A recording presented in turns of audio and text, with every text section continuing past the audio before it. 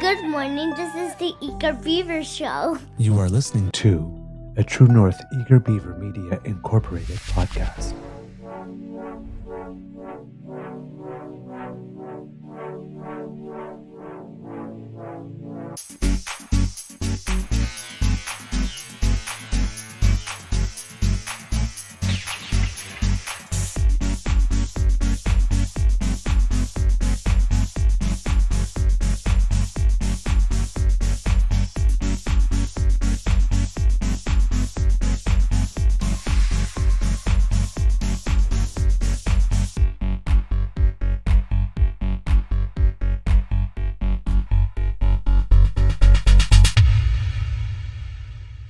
The True North Eager Beaver podcasts are proudly brought to you by our founding sponsors, the Misfit Mysteries from Corvid Moon Publishing, your source for science fiction, fantasy, and cozy mysteries featuring a broad diversity of characters, CanadianTarot.com, your uniquely Canadian online eclectic tarot community, and the Peppermaster, hot pepper sauces made from farm-fresh ingredients to thrill your taste buds and expand your mind.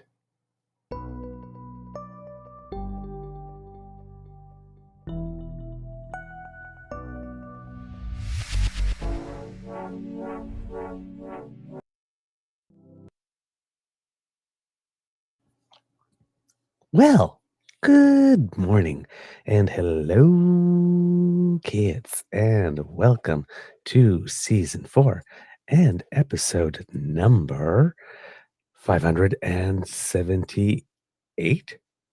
Oh, I said 574 yesterday. Okay. Yes. Okay. It could be 578. I think that actually sounds more accurate to me, I think, of the Daily Beaver Morning Show here on the Crier Media Network. Yeah. Today, recording day is Tuesday, February 11th. Yes. And it is, looks like the sun's struggling a little bit here today at the Beaver Lodge. I am your host, the Eager Beaver, pronouns he, him. Hey, Mr. Beaver. And with me is my good friend, Mr. Grizzly. Oh, I must also say, it is episode number 67 of the True North Eager Beaver interview project because we have a guest today. Mr. Grizzly, how is your mental health today, sir? Let's just keep going. Yeah, didn't sleep again, eh? No, not really. I did, but I don't feel like I slept a wink. And I went into depth and detail about it last night on the ASMR. So yeah, Okay. Holding All right. hanging on. Okay, excellent. Well, listen, kids and cubs, we want to get into it because if you've been following the show, then you know our guest because he's a damn fam favorite. So without any further ado, because we're very excited to see him and we want to talk to him, please put your paws up and give a big round of applause for Super Kyle. Fly on in, my friend. Fly on in. Hey. How are ya? What a beautiful day. I got my coffee. I'm ready to go. Okay. How's your mental health today, my friend? Have water. My mental health is it's good. But yesterday I was at a political event. So, it's working itself out back to where it should be. Okay. In the pre-chat, you mentioned that you had spent some time with some politicians. I did. I went to the city center debate for the Ontario election. And, okay, excellent. Some great questions were asked, and then they asked us to line up and ask more questions. Some people had submitted their questions prior to the event. I did not. So I was part of that lineup of people, and right before they had gotten to me, they shut it down. So I didn't get to ask my question, but we both know that that's not going to stop me. So it'll be asked online, and they'll be asked to answer things online, I'm sure. Well, what was your question? My question was going to be, are they thinking of replacing the bus lanes on the 417? Okay. Because okay. those bus lanes were taken away when the OC Transpo buses stop being so prevalent and so necessary for rush hour. Right. But at the end of the day, Paratranspo still uses those bus lanes. Right. Right. And for a while they had allowed taxi drivers driving Paratranspo to use those bus lanes. Right. And now when they got taken away, now I'm sitting in rush hour traffic, and I mean, hey, okay, sure, no problem. Right. I'm driving home, but I'm on a bus. I'm on the. Yeah. I'm essentially not being afforded the LRT because I use Paratranspo. And Right. like if they want to drop me off at an LRT stop somewhere, and then pick me up at the next one, so I'm not sitting in that traffic, then that's an option. But they haven't made that an option yet. I've been asking that for years, and the only response I've gotten from Paratranspo is, "Oh, people wouldn't like that very much." Have they asked anybody? No, they just decided that, right? Yeah. Well, exactly. And this is actually a system I believe that TTC uses, or at least for some people who they have different ratings or whatever system they use, Right. and if Metrolinx takes over the Ottawa service as they have for TTC, then I'm sure something similar will be offered. And I honestly would love that. All right. So tell me something. When so the southbound O train line is opened, goes right. Takes you all the way to CFS Leitrim, past that, and then there's the airport spur. That's opened, and that was about a year over schedule. But I believe the east end run to Orleans is supposed to be open by this summer, or am I incorrect? Is it 2026? I thought it was 2025 it was scheduled. It's scheduled for this year. I'm not holding my breath for it. We'll see what happens. Everything's over schedule, over budget with Ottawa. So yeah. But if they do get it extended, that should be able to help you a great deal, right? You could take. Oh my goodness, it's going to be amazing. Yeah, you could take Paratranspo to Place, correct? Or could you take? I think that they're planning on having one closer to where I live in the Orleans side, like closer to Innes Road. Right. So I'm hoping they have one there. We'll see. I know that they might have one near Navan. Right. Where that park and ride has just been sitting there forever. Yeah. Doing nothing. They actually closed down a road, forced my old so the bus that was my home bus where my parents live at the time, the 125. They took that route away. They made it the 134, and that route went up a road 400 meters away. So that just makes it easier, right? The bus used to be 40 meters away, and then it moved to 400, and so that basically took away getting out of the house and trying to go anywhere in the middle of winter, except for this winter. This winter, I was able to get off the bus no problem and walk down because snow is nowhere. But right. Yeah, climate change. Everyone's talking about how horrible global warming is, and I'm like, but there's no snow. This is great. This is fine. You got Kyle standing outside like with a can of Freon. Shh, come on. That being said, though, it's been cold enough that the canal and all the outdoor rinks have been open like nonstop. So we haven't had a ton of snow, but it's been cold enough. So it's traditional winter in one way and not in the other. It's traditional winter in the good way. Yes. Yeah. If we get ODRs and skating, and we don't have to deal with snow, this is my dream. Yeah, no kidding. I just haven't been to the canal this year. I want to get down. I was out there on Sunday for about 4 hours, a couple hours actually, I should say. I did 4K. That was all I was capable of. I was walking halfway there. I almost turned around and went home to take a nap. Okay, we'll so exhausted. We'll get you a toboggan. I'll pull you. Okay, sounds good. I brought my skates when they came up with James, but James and I just got to talking. So I was like, okay. But I have to be back next week, so hopefully I'll be able to get on the canal because I haven't been since pre-COVID. Oh yeah. Yeah. So I miss it because I'm an Ottawa boy, man. I need my Last year canal was the time. first year I didn't get out on it, but it was only open for like 3 days, I think, or 4 days, and it was like Yeah. 200 meters. It was, come on, it was Yeah. terrible. So Yep.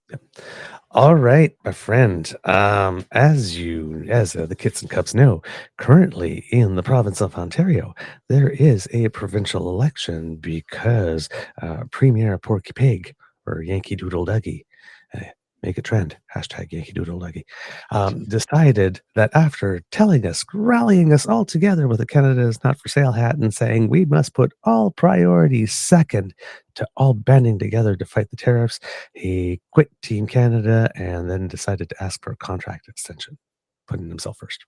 Yay. So, unfortunately for Ontarians, it seemed that Doug Ford was planning to get through this election by saying tariffs, Trump, and not talking one lick about Ontario or Ontarians and what they need.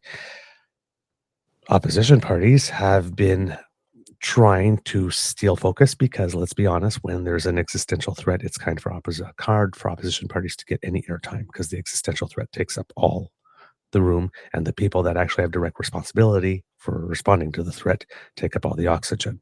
So issues like health, education, accessibility supports, everything like that, all sort of kind of vanish. It's really hard for them to peek through.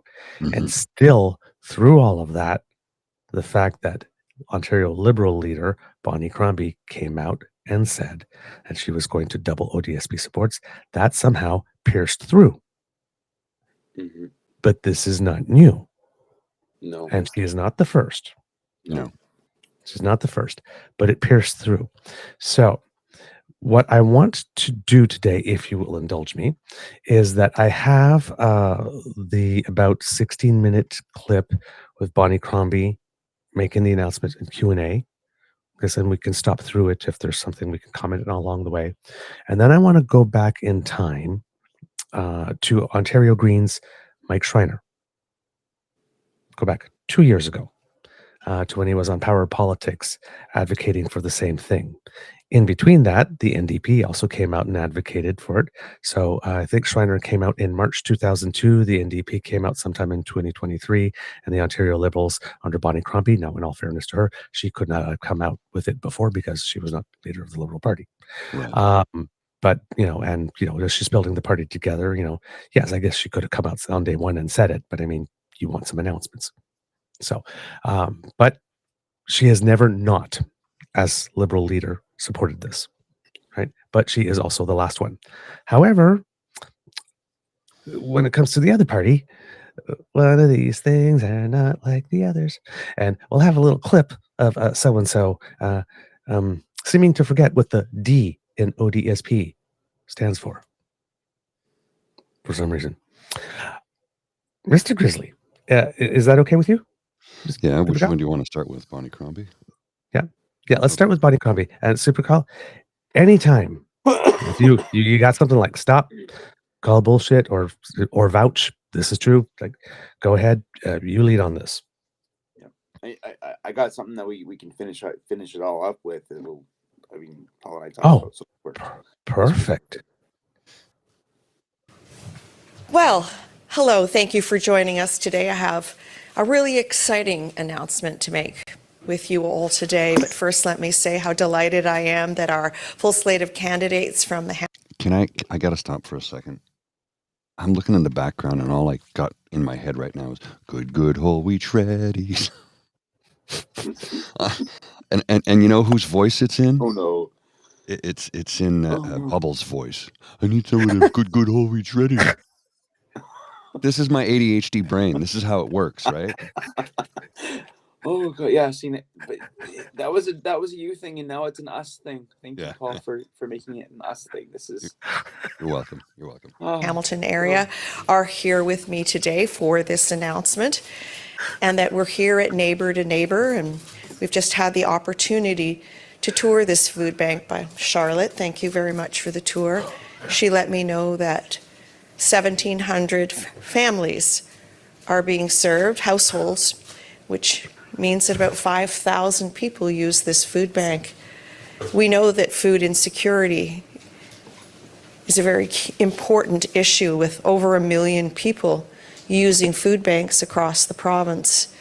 I know while I was mayor of the city of Mississauga, I had to help them fundraise over $2 million a year to help them service the people that came through the food bank. So in my view, this election is really about priorities and helping the most vulnerable in our community, like the people who come to the Neighbor to Neighbor food bank. I know with Doug Ford, it's about his rich buddies and friends, people like Elon Musk, since he won't rip up that contract permanently, catering to rich buddies.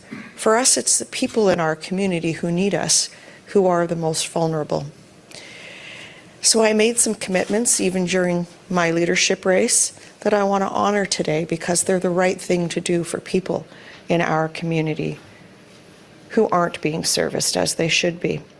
As you well know, our key priority is to provide everyone with a family doctor within the first 4 years. That is our key healthcare related commitment. This announcement will work hand in hand with that one.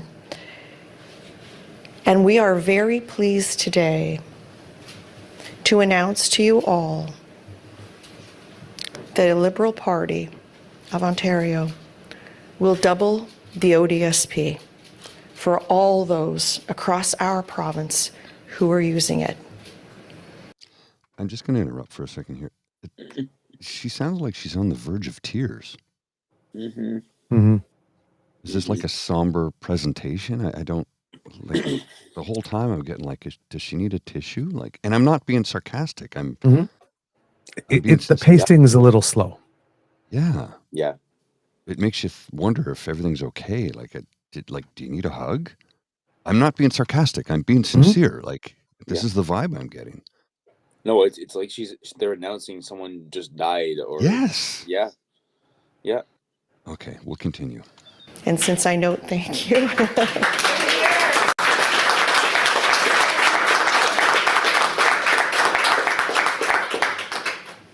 And I think it does speak to a health measure as well.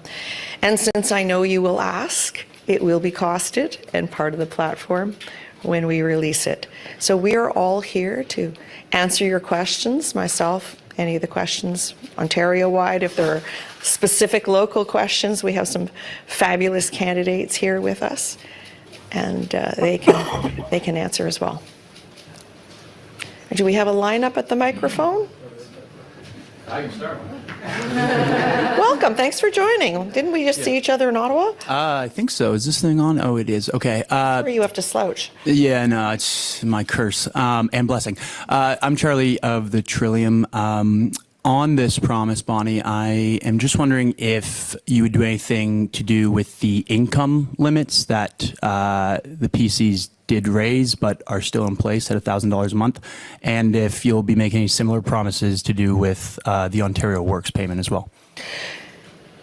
So currently, the commitment is to double the amount that people on ODSP will be receiving. With respect to OW, I really feel that money, since it's a supplement to the EI, should come from the federal government and top up the EI. And I understand that, you know, you're still short some candidates, so I'm just wondering if you can confirm. Very few. Well, great. So I'm just wondering if you can confirm that you will have a full slate, if that is the case, and if, you know, given the picture of things and sort of the uphill battle that you guys are fighting and you yourself are fighting in your own riding, if we should expect any sort of, you know, focusing of resources in any specific parts of the provinces from the Liberals. That's a fully loaded question. So number one, yes, we will have a full slate of candidates where we might even be able to announce that later today. We're just confirming with the last couple of people. In addition, as you well know, we're fully funded. And of course, if there is a newcomer and we needed to move around resources, we have the ability to do that too. Will we be focusing on strategic ridings? We're going to be focusing on them all, because I think all of them are winnable.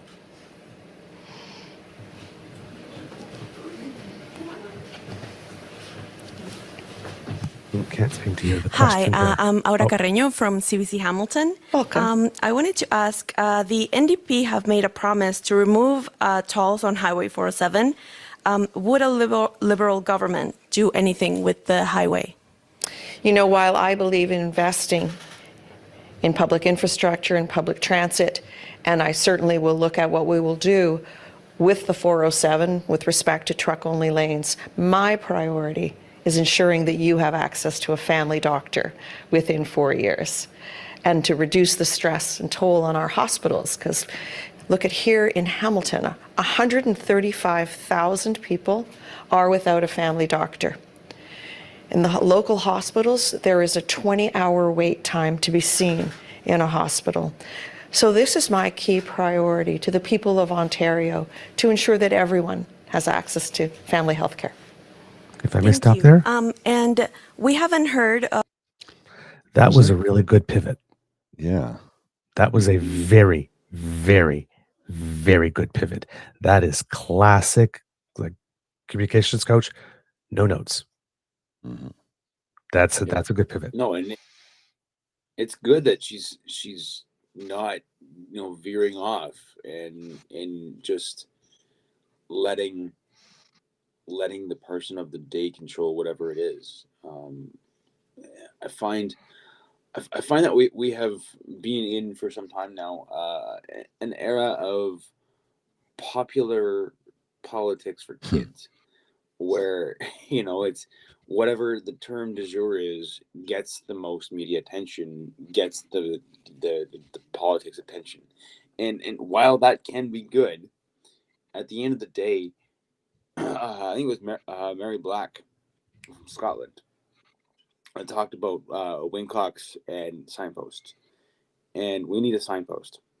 We need someone who finds a direction that we need to go in, points in that direction, and not just someone that is, going whichever way the wind blows. Right. And this is an important. I mean, yes, doctors obviously have their importance, and that's going to be something down the line.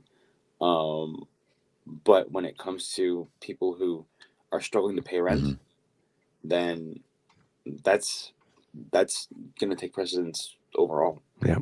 You have Mr. Jim here going, I just heard her say, I care about people outside the GTA, so I'm going to fix healthcare first.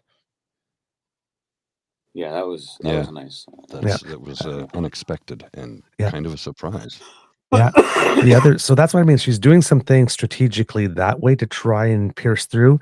And strategically she's hoping, and she's kind of getting her wish in a way, right? That the tariff issue kind of goes away. So it did go away for a little bit because Trump pushed it back to March 4th. And then he came around with the steel tariffs coming.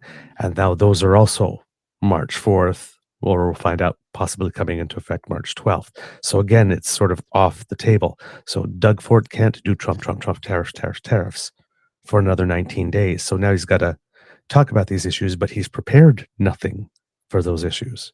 Again, the perils of planning your life around Donald Trump, because he's unpredictable, right? Pierre Poilievre did the same thing. That's what we're learning. Danielle Smith did the same thing. They hitched them to his wagon, and then he zigged, and all of a sudden they don't know what to do. Yeah, I'm going to hold the tariffs. Actually, no, I'm not. Oh, now there are going to be some steel tariffs, 25%. Oh, well, they'll be March 4th. Oh, March 4th, the same time as the other tariffs that were going to be on everything. So it's nothing new then.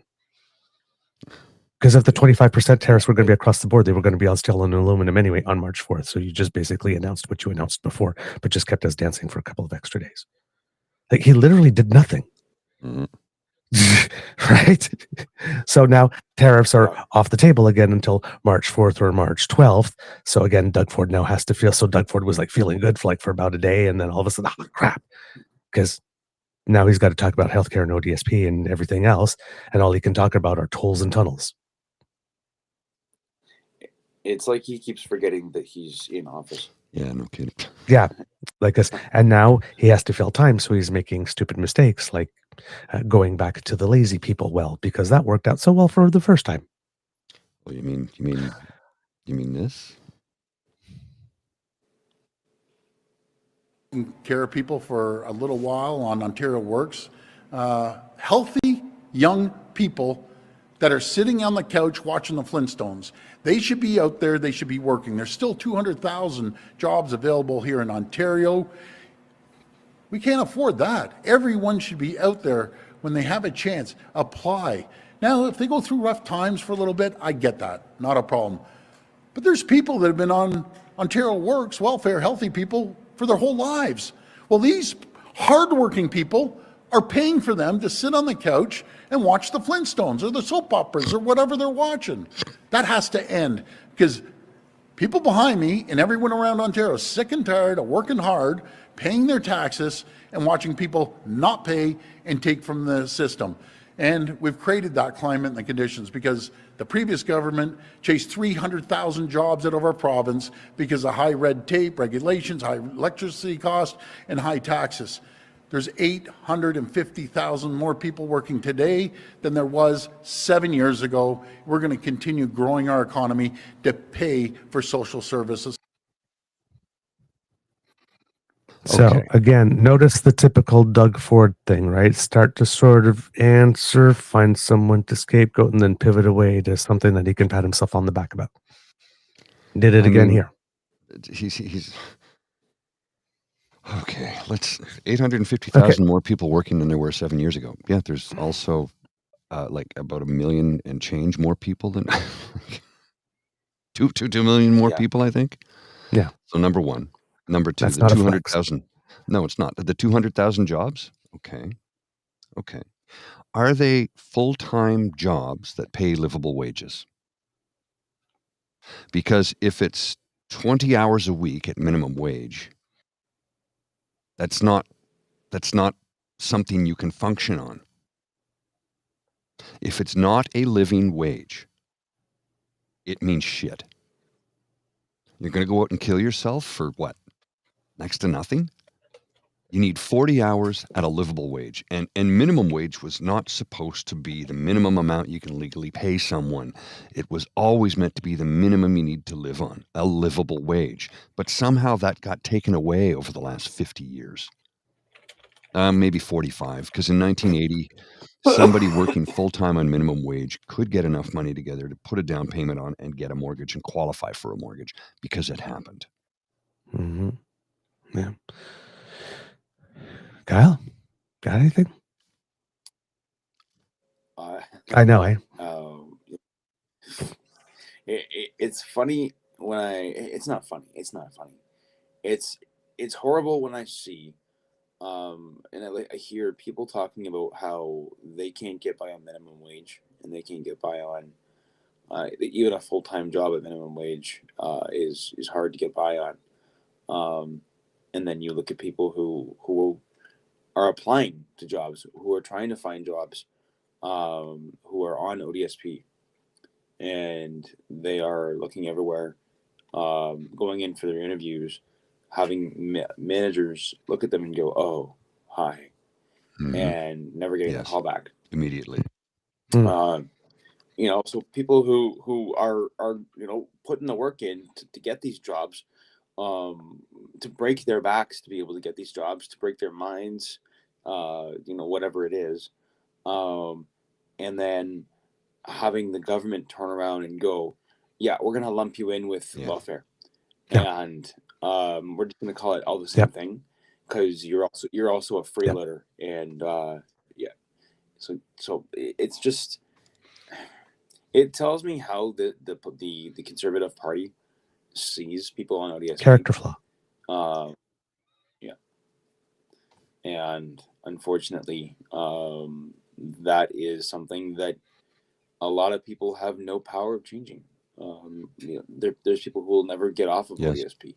I personally have spent, I guess I've still spent most of my life now on ODSP, or my adult life. But I spent a good chunk of it not, and it felt good. I was able to put food on the table, my own food on my own table. Now on ODSP, I can barely pay my TV, and people say, "Oh, that's a luxury." Really? In today's day and age, if I got rid of my TV, I'd be saving, I think, $20 because I'd still have to pay for my internet, and you need internet in today's day and age, and you need a cell phone. And it's not like I have an extravagant whatever, and I have a 25% off from having worked at Rogers for 5 months. So you're getting a discount on top of it. Yeah, so I'm getting a discount on top of the ODSP rate that I pay, and I'm only like it's. I don't know how they expect people to be able to afford any of this stuff on any of this, and the fact that some people are using this as a political move. This should be done quietly, under the table, away from prying eyes, whatever. Hey guys, we're going to raise ODSP. We've decided as a government, we're all going to unilaterally raise ODSP, regardless of who gets voted in. Not if you vote for my party, I'll do it. Right. Well, I mean, ultimately, what we need is but we have, but we have one party that's not doing that. Yes. Right. Three agree. 3 agree. Yeah. 3 agree. And one punches down. And one punches down, calls people lazy. Yeah. The other thing about this Doug Ford character being out of touch, just a little anecdotal thing. I mean, these are trivial, but I'm petty. The last time I remember sitting at home watching the Flintstones is when I was in kindergarten at lunch. Well, I mean, I used to watch it at lunchtime when I was in high school, but that's, we'd go over to my friend's place in my last year of high school. We'd go over to my friend's place, watch the Flintstones and eat lunch, and then go back. Exactly. Same thing, kindergarten. And Doug's living in a time warp. As for soap operas, there are 3 surviving daytime soap operas on TV. Oh, really? Young and the Restless, The Bold and the Beautiful, and General Hospital. All the others are gone. Apparently, there's going to be CBS is developing the first black daytime soap opera in 35 years right now. Oh, wow. But so there are 3 soap operas on TV, and Flintstones hasn't been lunch hour daytime viewing in a few decades. Yeah. So it just shows you how out of touch with reality Doug is.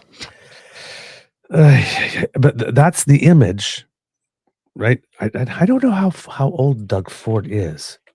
Let me check that. About 2 years older than me. Yeah, he's 60. Okay, yeah, 3. So that was that was the stereotypical description of that whole welfare bum thing stereotype. That was it in that era. Sitting at home, watching the Flintstones, eating bonbons while you're watching your soaps. Yeah, popping out kids. That's he hasn't evolved since then. He hasn't evolved since then. You remember back then he was a hash dealer, and they can't sue me for that. That's been reported on in the Globe and Mail and the Toronto Star. Oh, and by the way, that thing by Doug, that's also the guy who spent 30 of the last 36 to 37 weeks not in the legislature. Yeah. Who's sitting on their duff again? Oh, no, he's on the phone 24/7. No, the phone is the name of his skidoo.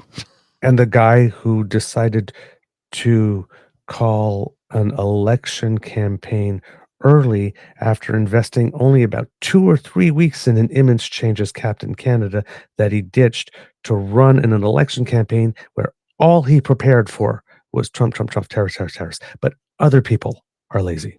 Yeah.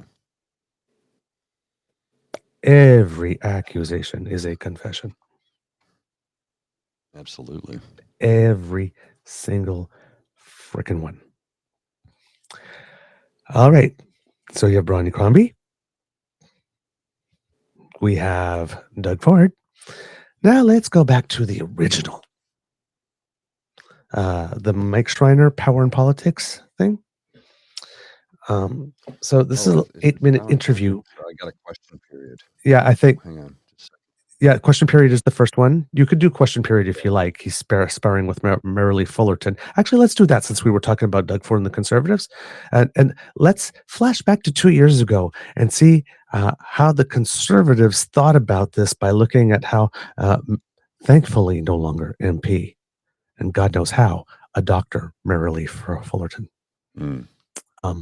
was Morning, tackling Speaker. this. My question is for the Premier. People living on the Ontario Disability Support Program live well below the poverty line. The average rent for a one-bedroom apartment in the province is over $1,000. The average rent for an apartment in Toronto is over $1,800, yet the basic needs and shelter allowance for ODSP is just $1,169, an amount that has not kept up with the rising levels of inflation or has not been increased since the planned 3% increase was cut in half in 2018. People with disabilities are hurting, Speaker, and it's not right. So, Speaker, will the Premier double the rates for ODSP in the spring budget? To reply, the Minister of Children, Community and Social Services. Speaker, and thank you very much to the member opposite for the question. To be clear, our government raised ODSP and OW rates when we took office. Knowing the challenges posed by the pandemic, we invested more than $1 billion in social services relief and expanded access to temporary emergency assistance for those in financial crises. OW and ODSP clients continue to have access to the government's discretionary benefit program to assist with exceptional expenses. These investments back up our transformation of social assistance to build a more responsive, person-centred, effective and efficient system that will get people back to work and help the province recover from the COVID-19 crisis. Supplementary. Speaker, let's be clear. According to the Financial Accountability Officer, the government underspent on social services by $1.2 billion. People on ODSP are forced to live on $1,100. You ask anywhere in Ontario where you can survive on that kind of money. That's exactly why over 50% of the people on social assistance, surveys show, go days without eating. Speaker, this is the province of Ontario. People on social assistance can't afford rent, they can't afford food, and we can do better because we are better, Speaker. So I ask the government, through you, Speaker, will they increase ODSP rates above the low-income cutoff line in the spring budget? Minister of Children, Community and Social Services. Thank you, Speaker, and thank you once again to the member opposite for that important question. To be clear and to clarify the issue with the underfunding, as you term it, I say that this is an application-based program. It requires people to apply. And during the COVID-19 pandemic, we saw a lot of people using resources from the federal government, and the applications did not come in the same amount. But to be clear, MCCSS's budget saw an increase in the third quarter to over $18.1 billion as a result of $9 million increase as part of the COVID-19 response fall preparedness plan. And our government spends $8.3 billion roughly annually on our programs for ODSP.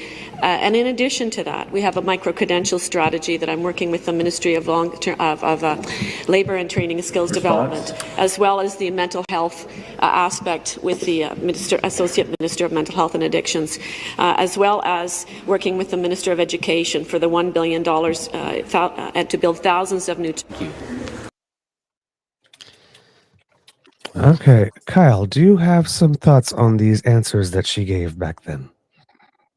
So, first of all, Paul shared something that someone said on here. I used to receive something like $7 a month. I'm glad I'm on ODSP. Imagine you need a bottle of water. And this is for everyone that's not on ODSP. Imagine you need a bottle of water. The bottle of water is $1. The government gives you 75 cents. You still can't get your bottle of water. But on the other program, you were receiving 50 cents. So, I have a really hard time with being grateful for this program when it's still not sufficient. It's still not. It's not even. It is half of the poverty line. The poverty line, I think, is $30,000 or somewhere around there. ODSP is at maximum 15, and that is with all the bells and whistles, all of the doctor's forms filled out that say, you need this food thing and that medical thing, all of it. I think so. The average person receives a third of the poverty line, and there's no accountability, no compassion. Every single person in the provincial office has no idea what it's like to be on ODSP. They have no idea what it's like to have to survive on a fraction of the living expenses. And we were talking about people who work part-time or people who work full-time, barely being able to get by. If I had that much money, I'd be rolling in it. Compared to what what we get now. Right. And like when I was working for Amazon, I was making $19 an hour. This was like 2 years ago, this is 2 years ago. Making $19 an hour before I found out that they were just never going to raise my wage. They were going to leave me there, and they were never going to give me a promotion based on managers. So I left. And but that is the reality of people who live on ODSP. If you get a job, you are expected to be grateful for your job. You are expected to, just sit there, be quiet, not do anything past the lowest job or whatever, and never aspire to anything. There's the words I'm looking for. Keep you down. And at the end of the day, this is a program for people who struggle to get into work, struggle to get out of bed in the morning. Like my alarm went off for today's show.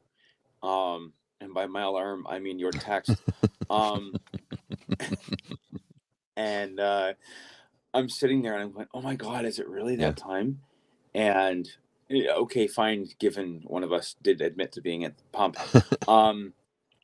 We actually only shared one picture, so it wasn't a crazy night. Anything great. It wasn't a crazy night. And this is my buddy Paul, who when we go out, we go out. So, it wasn't anything crazy.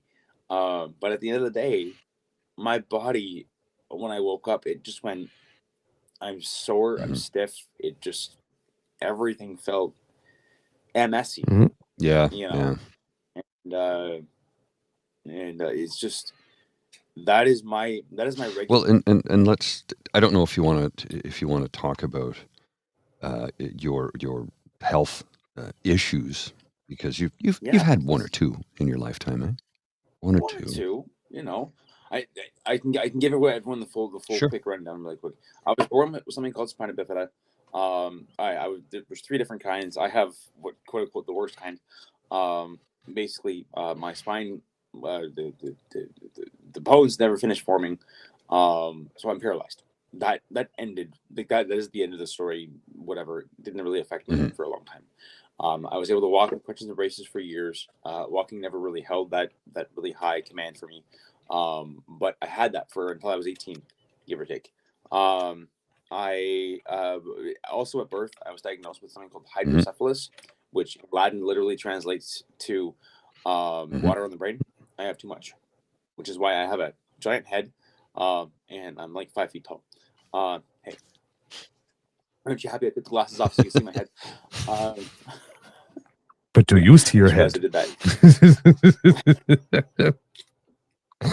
Not with the glasses off.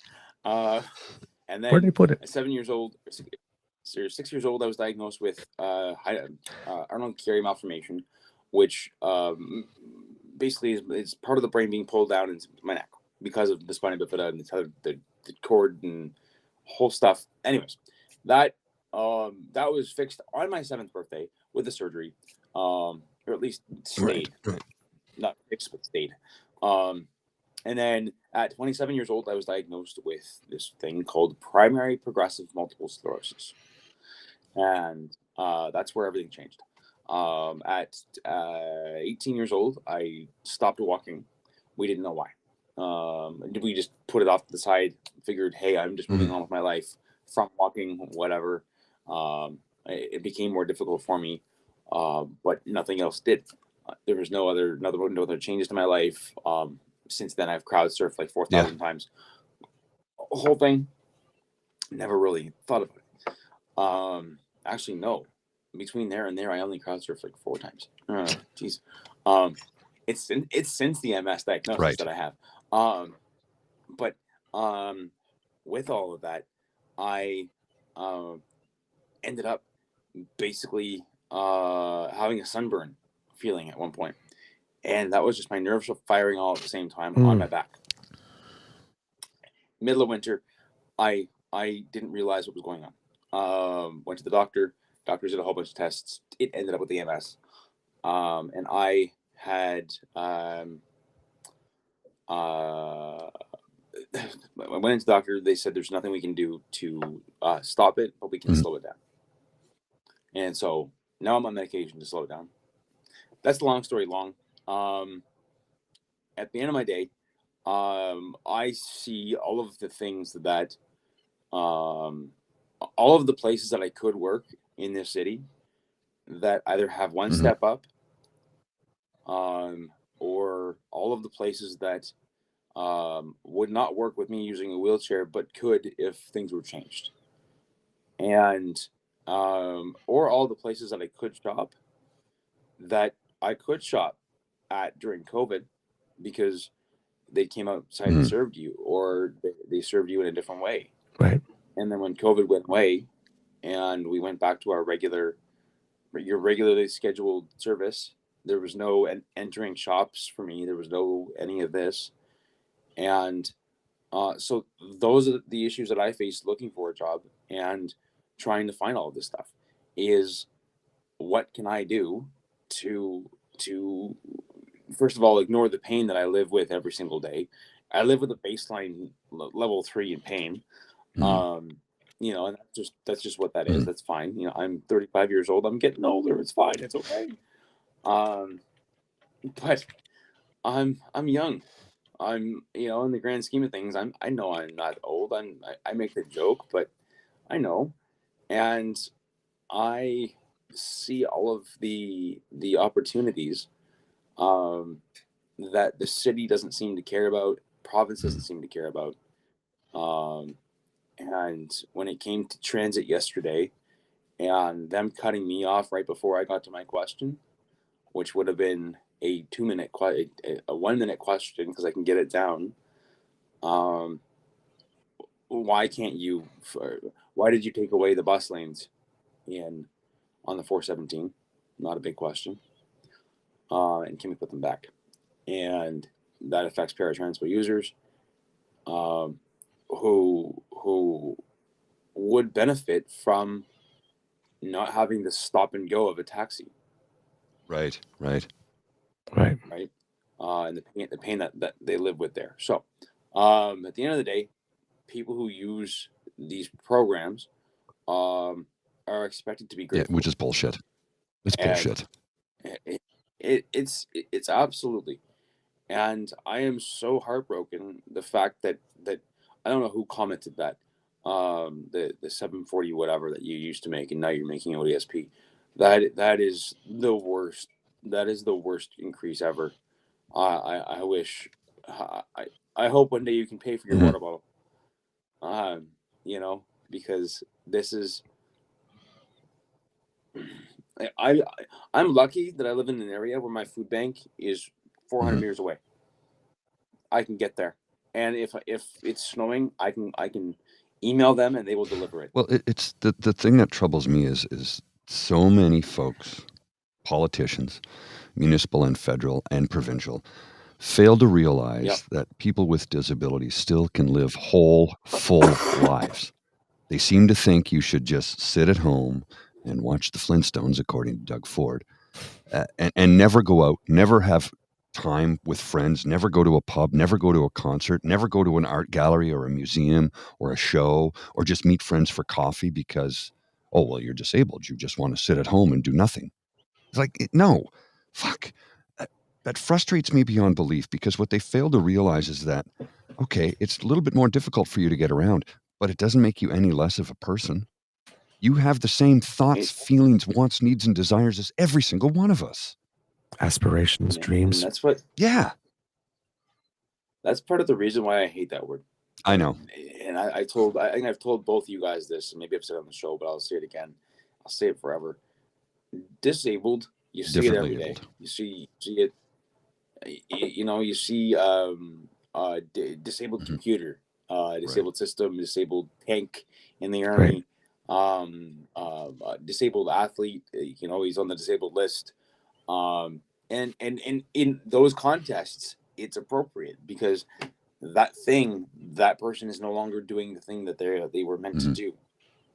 When someone like me, for example, is living their life as they always have, and you look at them and you say, you are disabled, but I am the same able that I was 5 minutes ago, then that makes zero sense. It makes no sense whatsoever. And that seems like the mindset of these politicians is, these people are disabled. How do we make them abled? Or sorry, I guess we just have to wait for them to be abled again. And instead of, this is this person's life, this is how they live, let's create a world where they are going to be able to thrive and survive. Yep. And that is what I've been dealing with since I was 16 years old, trying to find my first job. Thankfully, I have an amazing mom who got me my first job. But at the end of the day, people are struggling. And I remember during the mental health walk when we were going down Bank Street, you pointed something out to me, and I'm like, yeah, absolutely. He goes, you said, okay, I'm in a chair. I'd like to go into that store. There's a step to get up into that store. He goes, how do you think that affects my mental health? I want to go in there because there's something I need to purchase, but I have to figure out how to do it or struggle to get up. Like, why isn't there mandated that there should be a ramp to get into that store? And I'm like, I couldn't agree more, number one. And number two, my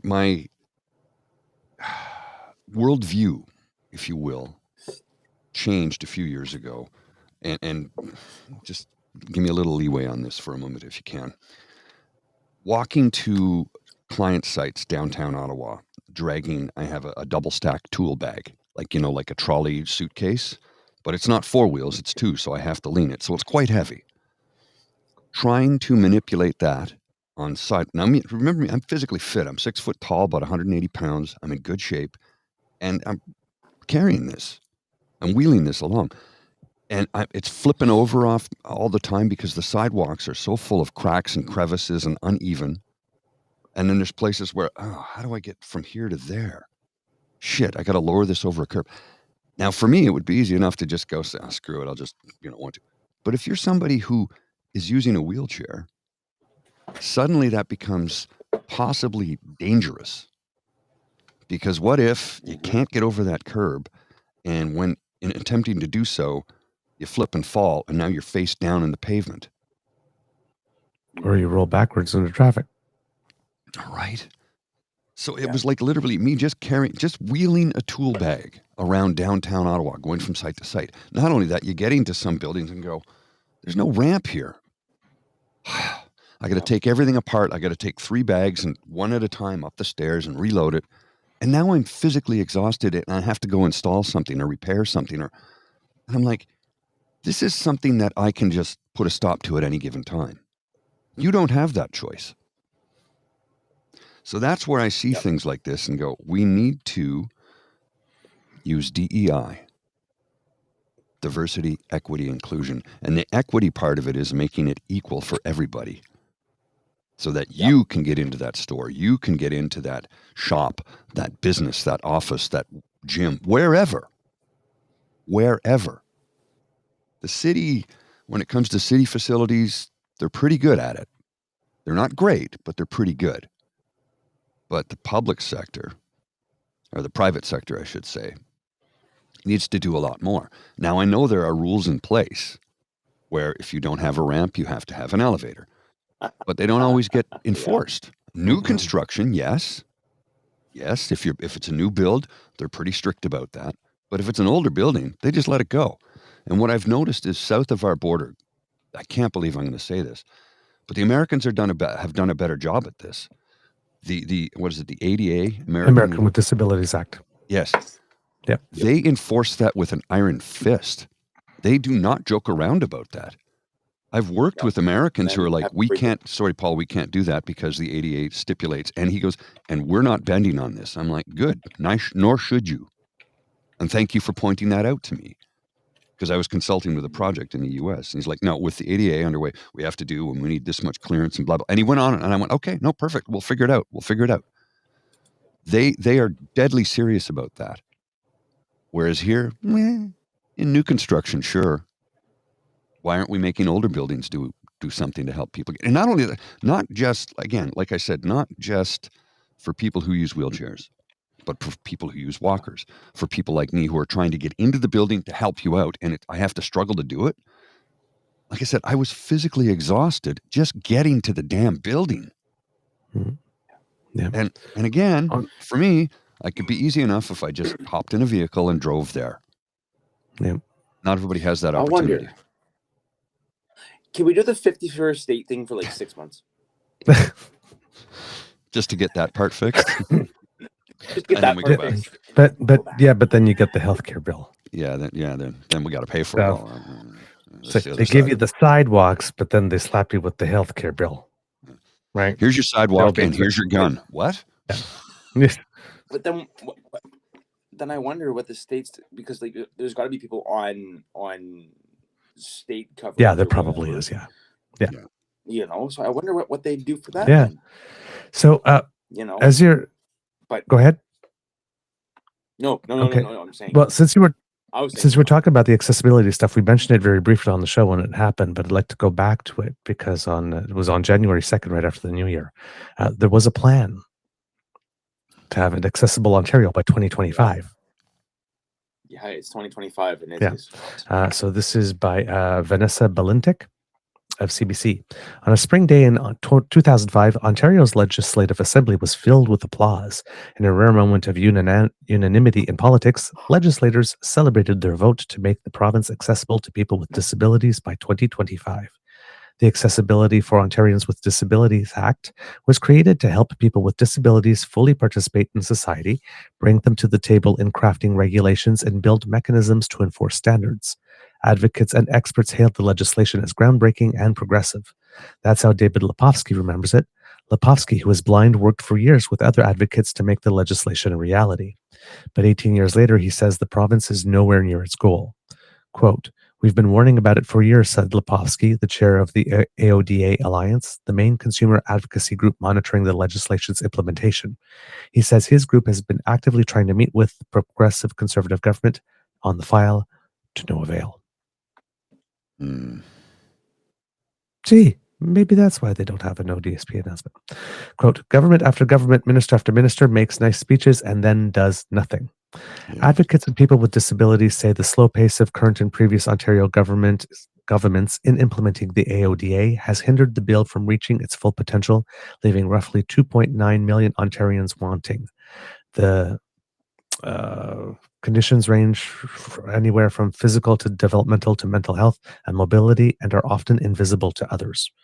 They're concerned not only that the province will miss its deadline, but there won't be any way to make a government answer for the potential failure, and they worry there will be no renewed push to keep accessibility issues at the forefront after 2025.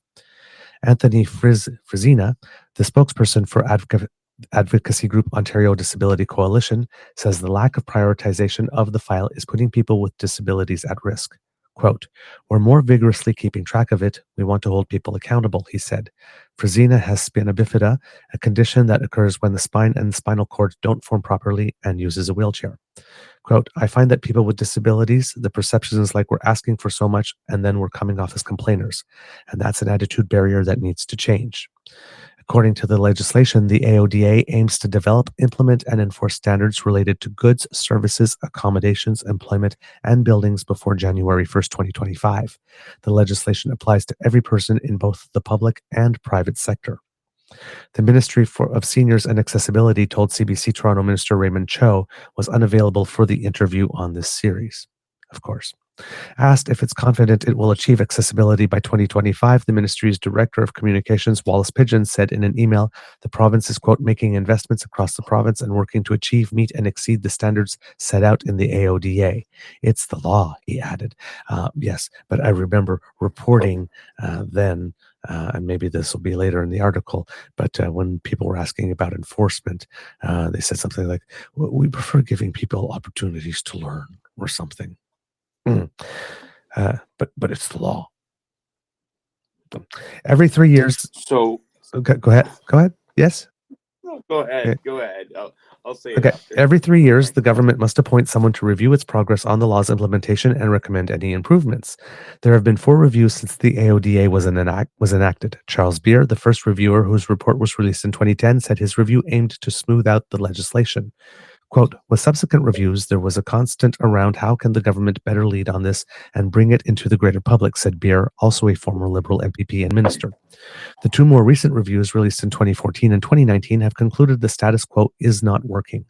Both said that while organizations by and large support the legislation and its goals, the province has failed not only to prioritize the file, but provide meaningful guidance on its implementation and enforcement. Advocates note there's been progress, but say it's failed to transform the everyday experiences of people with disabilities. Lepofsky says there have been improvements in some public spaces, but not all, pointing, for example, to a newly built bike lanes in Toronto that pose problems for blind people. Besides, he says, the legislation is only so strong. It only applies to public spaces and not buildings, leaving many older ones almost entirely unnavigable, as Mr. Grizzly was pointing out. He points to inconsistent reliability and accessibility features and services of the province's transit systems and vague customer service standards that make equitable customer service available only on a case-by-case basis. He also points to the employment standard being too reliant on accommodations rather than removing barriers, and to an information and communication standard that, while mandating a minimum level of accessibility when sharing info on web-based apps, falls short on regulating mobile-based apps. The poor implementation of accessibility standards are made worse by, quote, paltry enforcement of the law, he added. Quote, they've enacted some accessibility standards, but the one they've enacted are far too narrow, far too weak, and don't address the vast majority of barriers we face, said Lepofsky. A 4th review containing advice on how to get Ontario back on track towards achieving accessibility was handed to the province by appointee Rich Donovan in June and was publicly released last month. Donovan called its quiet and delayed release by the province, quote, disappointing but not surprising, and the latest example of its sluggish pace on the file. Quote, that to me tells me everything you need to know, said Donovan. The government has responded to the report, saying it started to work on at least 3 of its 23 recommendations, but absent was any mention of Donovan's most pressing one, the creation of a new crisis committee chaired by the Ontario Premier, Doug Ford, to initiate and streamline a slew of recommendations on things like public safety, a broader AODA action plan, and a new agency dedicated to accessibility. All of those aims, he said, are within government reach and could bring it closer to closing the accessibility gap if it wants to. Quote, I do believe most of this can be done by 2025 if the right levers and buttons were pushed, if senior bureaucrats were told to get this done, said Donovan. So there you go.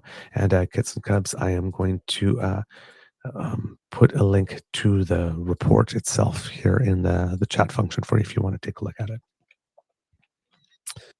I just have one question for you, Mr. Douglas, after all of that. Mm-hmm. Do you want to go buy a cake? Pardon? Do you want to go with me to go buy a cake? Cake? Do I want to go with you to go buy a cake? Yeah. So okay. All of the downtown shops are Yeah. accessible. Yep. Right? They have the choice to be able to change their front. Mm-hmm. They have the choice to be able to make something accessible, to offer accessibility, to put a button out front saying we'll bring you a ramp. Mm-hmm. We'll create that accessibility. Because in downtown Ottawa, it is more important to not create access in case a person who is blind or has sight impairments may or may not trip on a ramp. Mm-hmm.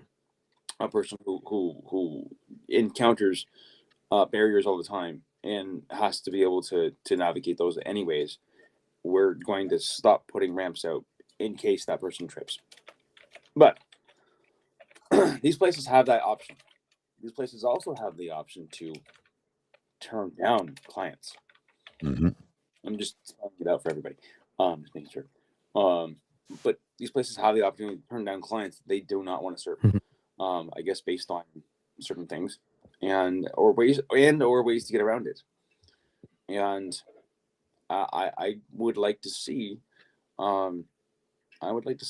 this change. I would like to see all of it change. I would like to see us be able to go and buy cake one day. We're gonna go downtown buy a cake. Okay. Just for the hell of it. That'll be tricky because we'll have to be able to get it in the store, and then the store has to have one that's gluten-free that I can eat. Okay, there we go. So I'm gonna post a picture on the screen. I'm gonna put a picture on the screen here. And that gluten-free cake has to be yummy. Yes, exactly. I'm gonna put a photo on the screen here that I want everybody to look at for a minute. We might be eating see if you sardines. see if you remember the photo from a few years ago. Do you remember when? Oh my God! Remember when it was memed? They memed the hell out of this, right? It's like, oh yeah, only in America, an escalator to get into a gym. And I went, yeah, that's ridiculous. And then a friend of mine said, Paul, you know I can barely walk, right? I go, yeah. He goes, I still go to the gym to work out. Those stairs are a bloody nightmare, but that escalator is a lifesaver. And I went, yeah, I'm an idiot. We all made fun of this at a time when it first came out. I'm always there's like showed me why there's a reason for that. Why bother put the stairs? Just make an extra wide escalator. Why not? Why bother putting the escalators? Why not just put an elevator? Agreed. As well. Agreed. That would be easiest. Yeah. But when he pointed that out to me, I went, oh, right. Yeah. Right. Yeah. Because the gym I work out at, So, I haven't been to in a while, but the gym I work out at is the Jack Purcell Community Center, City of Ottawa. Completely accessible. They have accessible machines. They have workout machines for people who use wheelchairs. Where? What? This is a Jack Purcell Community Center. Okay. Yeah, it's right across the street from me. So I go to the gym. You mean like where I was yesterday? It was like right there. Yeah. I could have used it. Okay, so wait a minute. They have it in the gym? There's a weight room. There's a gym. There's a weight room. Uh-huh. Okay, so you've used that community center. Let's talk about that gymnasium for a minute. So you're coming in the front door, you turn, you go to the gym. Right, yeah. Yep. Go ahead. Can you describe for everyone at home what that gym is like getting in there? Honestly, I haven't been in the gym in 20 years, so I don't remember. Let me. Okay. So from now the gym is part of part of the school though. That's separate from the community center. The community center has access to the gym, but that's part of Elgin Street Public School. Okay. Then it might be a different part, but because there was a place called the gymnasium, so that might be a different part. But in the gymnasium, it was you go from the main level, you turn, you go towards the gymnasium, and there's stairs to get up to that floor of the gymnasium. Yeah, I don't. There's no ramp. Nothing. There's no nothing. It's well, and it's surprising because in a school they should change that out. You know, I mean, it's a school. It's a public school. Yeah, my favorite is when there's places like that. That the answer is always, well, there's no one that would use it that uses a wheelchair. What if you find yourself suddenly using a wheelchair all of a sudden, right? That's just a stupid thing to say. That's ignorant. Yeah. I don't think it's malicious. What if someone just ignorance, right? You know what? At some point, that's got it. Right. It's 2025, man. I have come across so many people who I'll be out with my family one day, and someone will say something extremely ignorant, something just appalling, and I'll have to bite my tongue. My family will see it in my face. They'll look at me and they'll go, Kyle, don't say anything. They just don't know what they're talking about. But that's not okay anymore. That's just not okay. It is not okay to be in this day and age saying something that is just so blatantly rude and expect people to not reply with something that's going to put you in your place. it needs to stop. It needed to stop 10 years ago. It needed to stop with the invention of the internet and all of the websites that we have access to for information that the internet was created for. You know, if we stop going on, don't stop watching this, but we stopped, going on the internet and watching our Kim Kardashians and our whatevers, and actually took in the information that's available online about the world, we'd know all this stuff. We'd have access to the different ways that people are forced to live and in different things that happen. And you'd be able to see my Instagram page where I literally go on and I post all of the crazy things that I do using my wheelchair. And I wouldn't have to be on my way to an event, on my way to a concert where I'm going to start a mosh pit, crowd surf. I threw my birthday party with bands that are really good, and have someone look at me and go, "I'm really sorry." Why? Because I use a wheelchair. Because you that don't is want pity. because a wheelchair, their model of a horrible life, and that is what continues to be perpetuated. I live in an apartment building. I am the only person who doesn't use the button, the automatic door opening button. I'm the only one. Irony of ironies, right? Yeah. And so but there's a wheelchair, a little half man, half wheelchair. I don't know if it's a Minotaur wheelchairs. I don't know what that is. But that is the world we live in, where people see a wheelchair, they don't see the person, and they just, oh, I'm so sorry for the life you live. I think some of the stigma pushed on to wheelchair users, and I say pushed on because you don't have the stigma. It's people would put it on you. And I think some of that dissipated to a certain degree during the Man in Motion World Tour by Rick Hansen, because, it definitely changed people's perspective. Yeah. Not enough, unfortunately, but it did. It did help to make people realize, hey, wait a minute, this man just went around the world in a wheelchair. Yep. He went up to the Great Wall of China. Like, maybe we can just re-examine how we do things. Now, I do have to ask you, because I was supposed to go to your birthday back in November. But I was sick as a dog, so I didn't want to show up and get everybody else sick.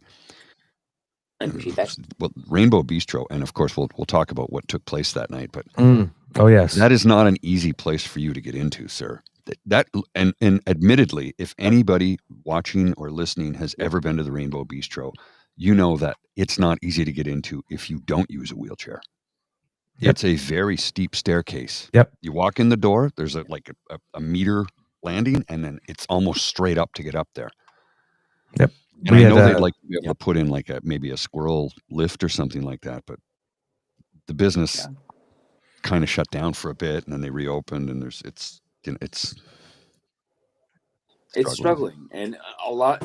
So side note, a lot of the venues, a lot of the music venues in Ottawa are struggling. It's just how it is. They're not making a whole ton of money. Well, Cafe de Cuff just shut down. Yep. Yeah. It was horrible to see Warren get out of the job. And that's the thing. These are places that some people, they just go. They experience the thing, they experience the life, and then they leave. But they're run by human beings. They're run by people with names, with families, with whole lives. Anyways, as for the Rainbow, I picked the Rainbow specifically because it had so many stairs, and I wanted the night to be about the people who continue to lift me up. And if you've seen my social media, you've seen me post, thank you for continuing to lift me up. And I'm going to get emotional. That's fine. We're allowed to do that. It's good to be in touch with their feelings. Sometimes, right? I ended up getting to the venue. Buddy drove me, and I ended up going to the front door, and there was a lineup of people. Not because it was my birthday, This happens every show I go to. There was a lineup of people ready to lift me up. And it's unfortunate that this continues to have to happen because there's no funding for these lifts to be put in. So imagine if I was heavier. I weigh about 140, give or take, depending on what I've eaten that day, and how good the duck was. But I weigh about 140, and my wheelchair is a titanium wheelchair. It's very light. It's not a whole bunch, so maybe all in I'm 155. And when I work out, it maybe 170 if I'm lucky. But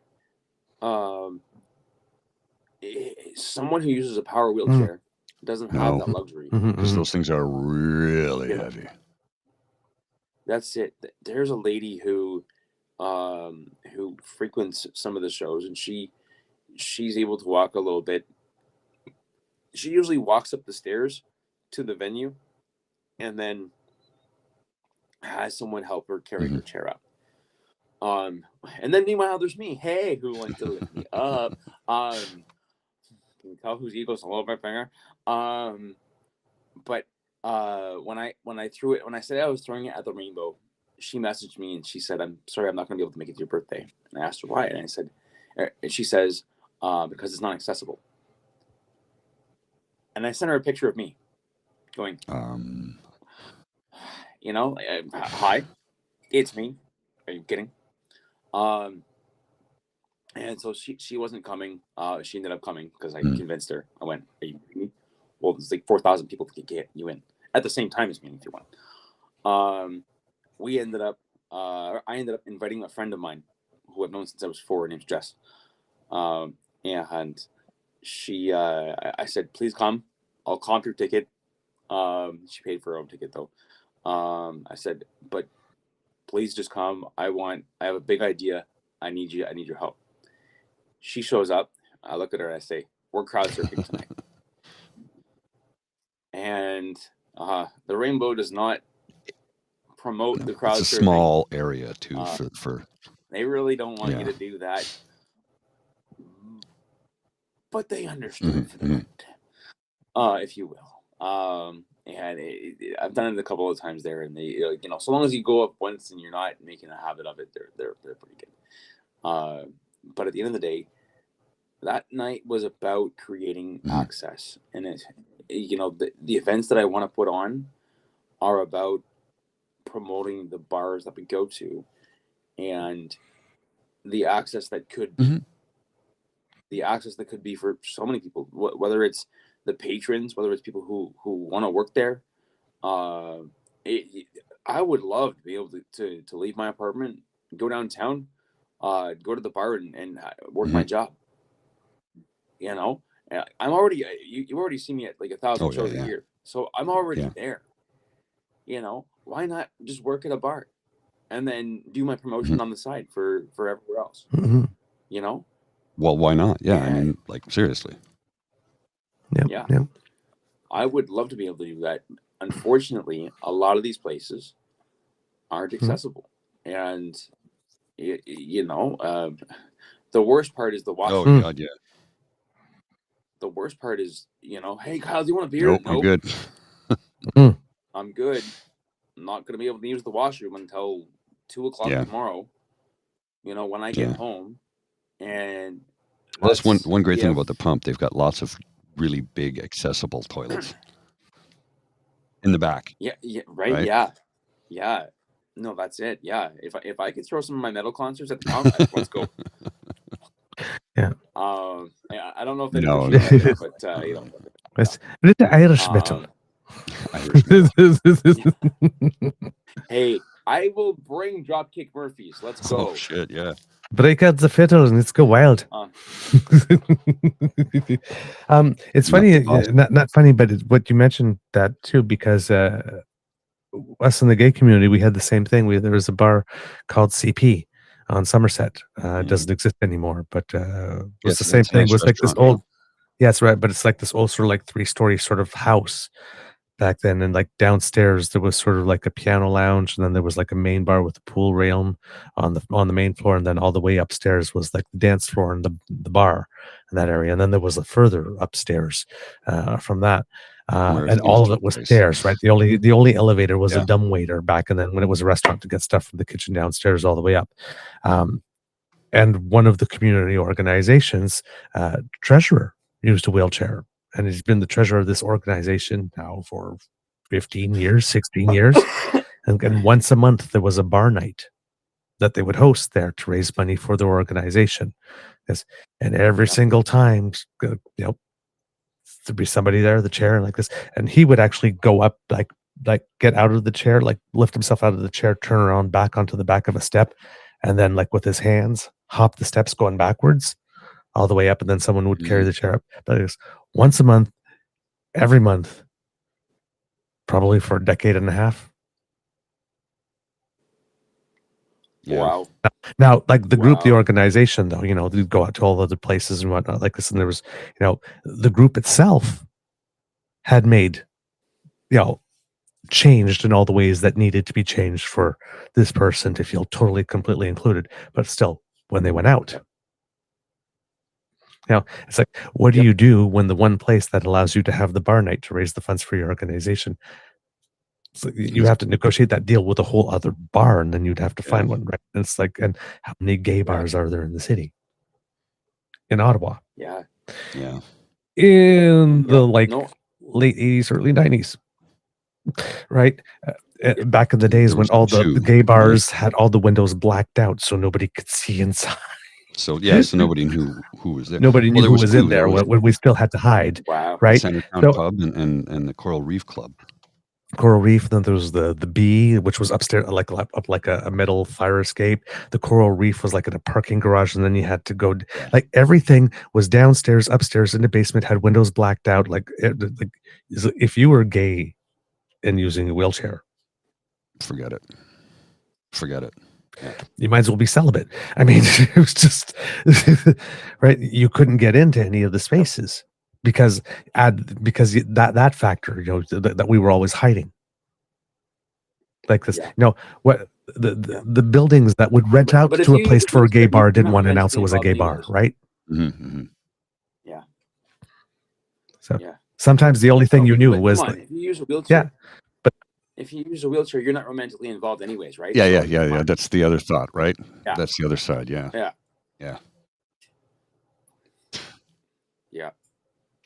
Come on. Okay. Side note, I told the girl I like her the other day, and she said yes. I understand. Oh, I understand. It's 2025. People, people have sex lives. Yeah. So one of the there's a bar, and if the person's watching right now, I'm sorry, I forget what it's the Lookout. Yes. The Lookout. The Lookout. That's okay. So again upstairs. Yeah, but they have an elevator. Yes, they do. They have an elevator. So a friend of mine said, "Come with me. I want to like show you around because they have other events there and whatever." Blah blah. And she was. You've seen my life. You've seen everything and whatever, and how much I subscribe to. I use a wheelchair. This person said, "Come with me.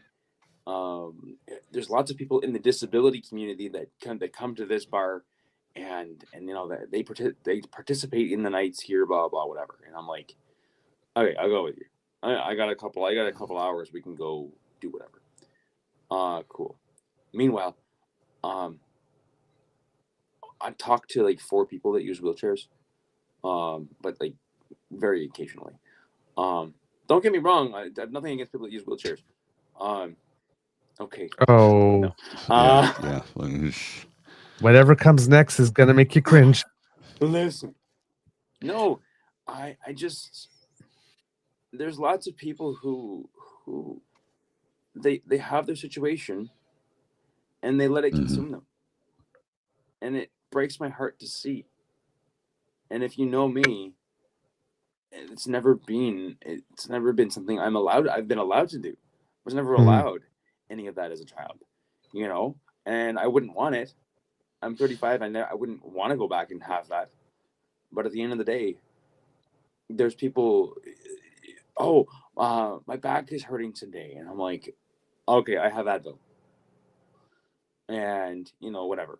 I've gone to a concert. My back was hurting. My whatever was hurting. And, this, that. I went to that concert.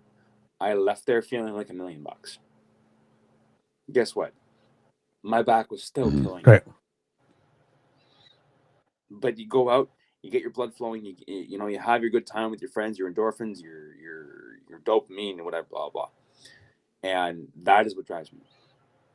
So I go to the Lookout, and they show me around, and the person there is cool, and they're telling me about the payment plans for different events and whatever, that sort of thing.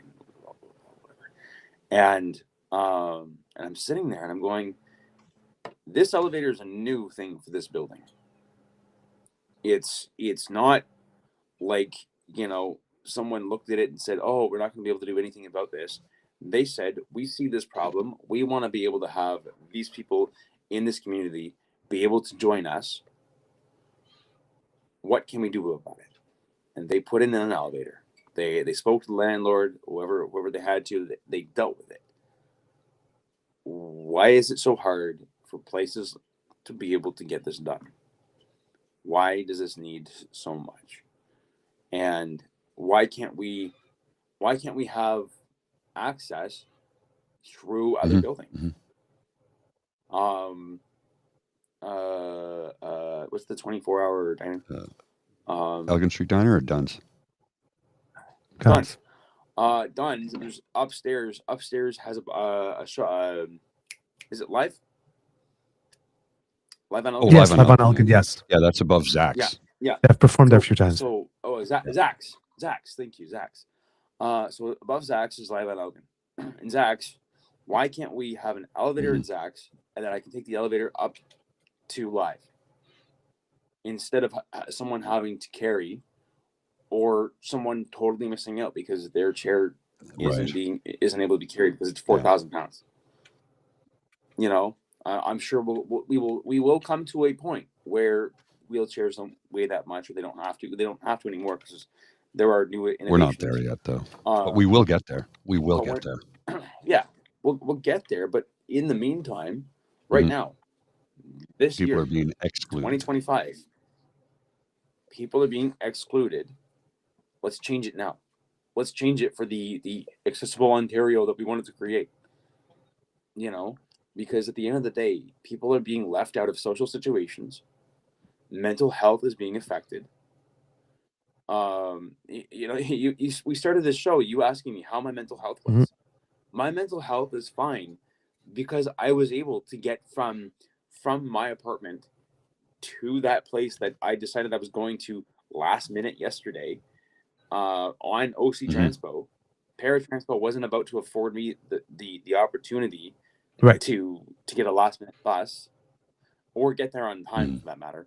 I was either going to get there like super early or super late. I got there right when I meant to. Thank you very much, my Gandalf. And I was able to sit there and enjoy the meeting. Okay, enjoy the meeting is a strong term. That's very polite. That's very polite. Yeah, but these are the things that aren't afforded to a lot of people, and that's the Jack Purcell Community Center. That's a community center that was created to be able to house as many people as it possibly could, which is it in itself isn't even fully accessible. But they were able to put an elevator in. Good for them. Yeah. And then I was able to walk to the pump. And all of these things that a lot of people don't have the luxury of doing. And the pump's accessible. We still and the pump is wonderful. My God. No, I walked up and seemingly the host, the manager's already pulling on my chair. I'm like, okay.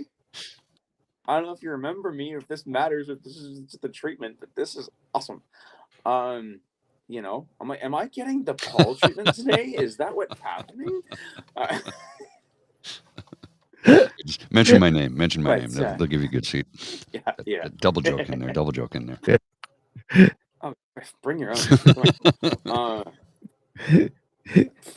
BYOS. Lawn chairs beyond this point at Blues Fest, and I'm like, oh, it's way back there. Yeah. Meanwhile, I'm up in the air. Oh, do you want to share with everybody what happened during your birthday though at the Rainbow Bistro? Oh, the thing. Yeah. Oh God. The thing. So I had 4 bands. One came from out of town. It was their first show. New guys, wonderful band. They had half an hour set. Played great. Second band, they played, and this band has a singer who growls and sings like an angel. He's all over the place. He's great. Third band comes on, and I don't know if any of our listeners, and please comment if you do, and don't comment the lyrics. If you remember the song by Bloodhound Gang called The Good Touch, the Bad Touch. Bad Touch, yeah. Bad Touch. Also known as Discovery Channel. But if you remember that song, they do a version of this song. And I first heard it when I was 9 or 10 years old. Perfect time to hear it, right? Yeah. And then you discover what the lyrics mean about 5 years later. Yep. Why did my parents let me sing that? Why did they videotape me singing that and send it to everybody like it was cute? My buddy burnt the CD, like he Napstered the CD, like it was LimeWire, Napster, whatever it was at the time. Like this was a bootleg CD that I definitely did not have access to. I did not illegally have access to music. Not at all. No, none of us did. Did not happen. Nope. So I've known this song for 25 years, and there I am asking him, please. I don't care if you play any other song. You can come on and play one song for the night. I don't care. This song has to be played. Me throwing my own birthday concert, whatever. I had a couple of friends help me promote it. My mom shows up, and everyone's offering to buy me beers. I got in there a little early. Everyone's offering to buy me beers. I'm like, no, I'm not. No, tight. You know, I'm gonna crowd. That toilet is difficult to get to for me. And not only that, it's so tiny.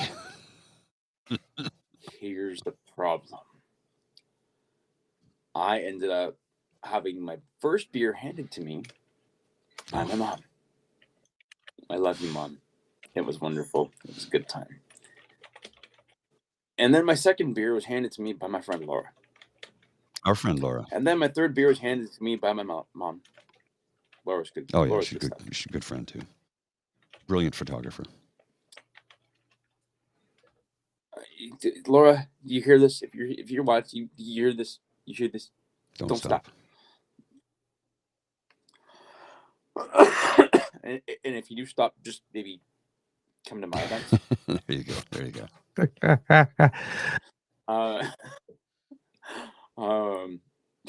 She already knows she's going to be in the budget anyways. But at the end of the day, they played the song.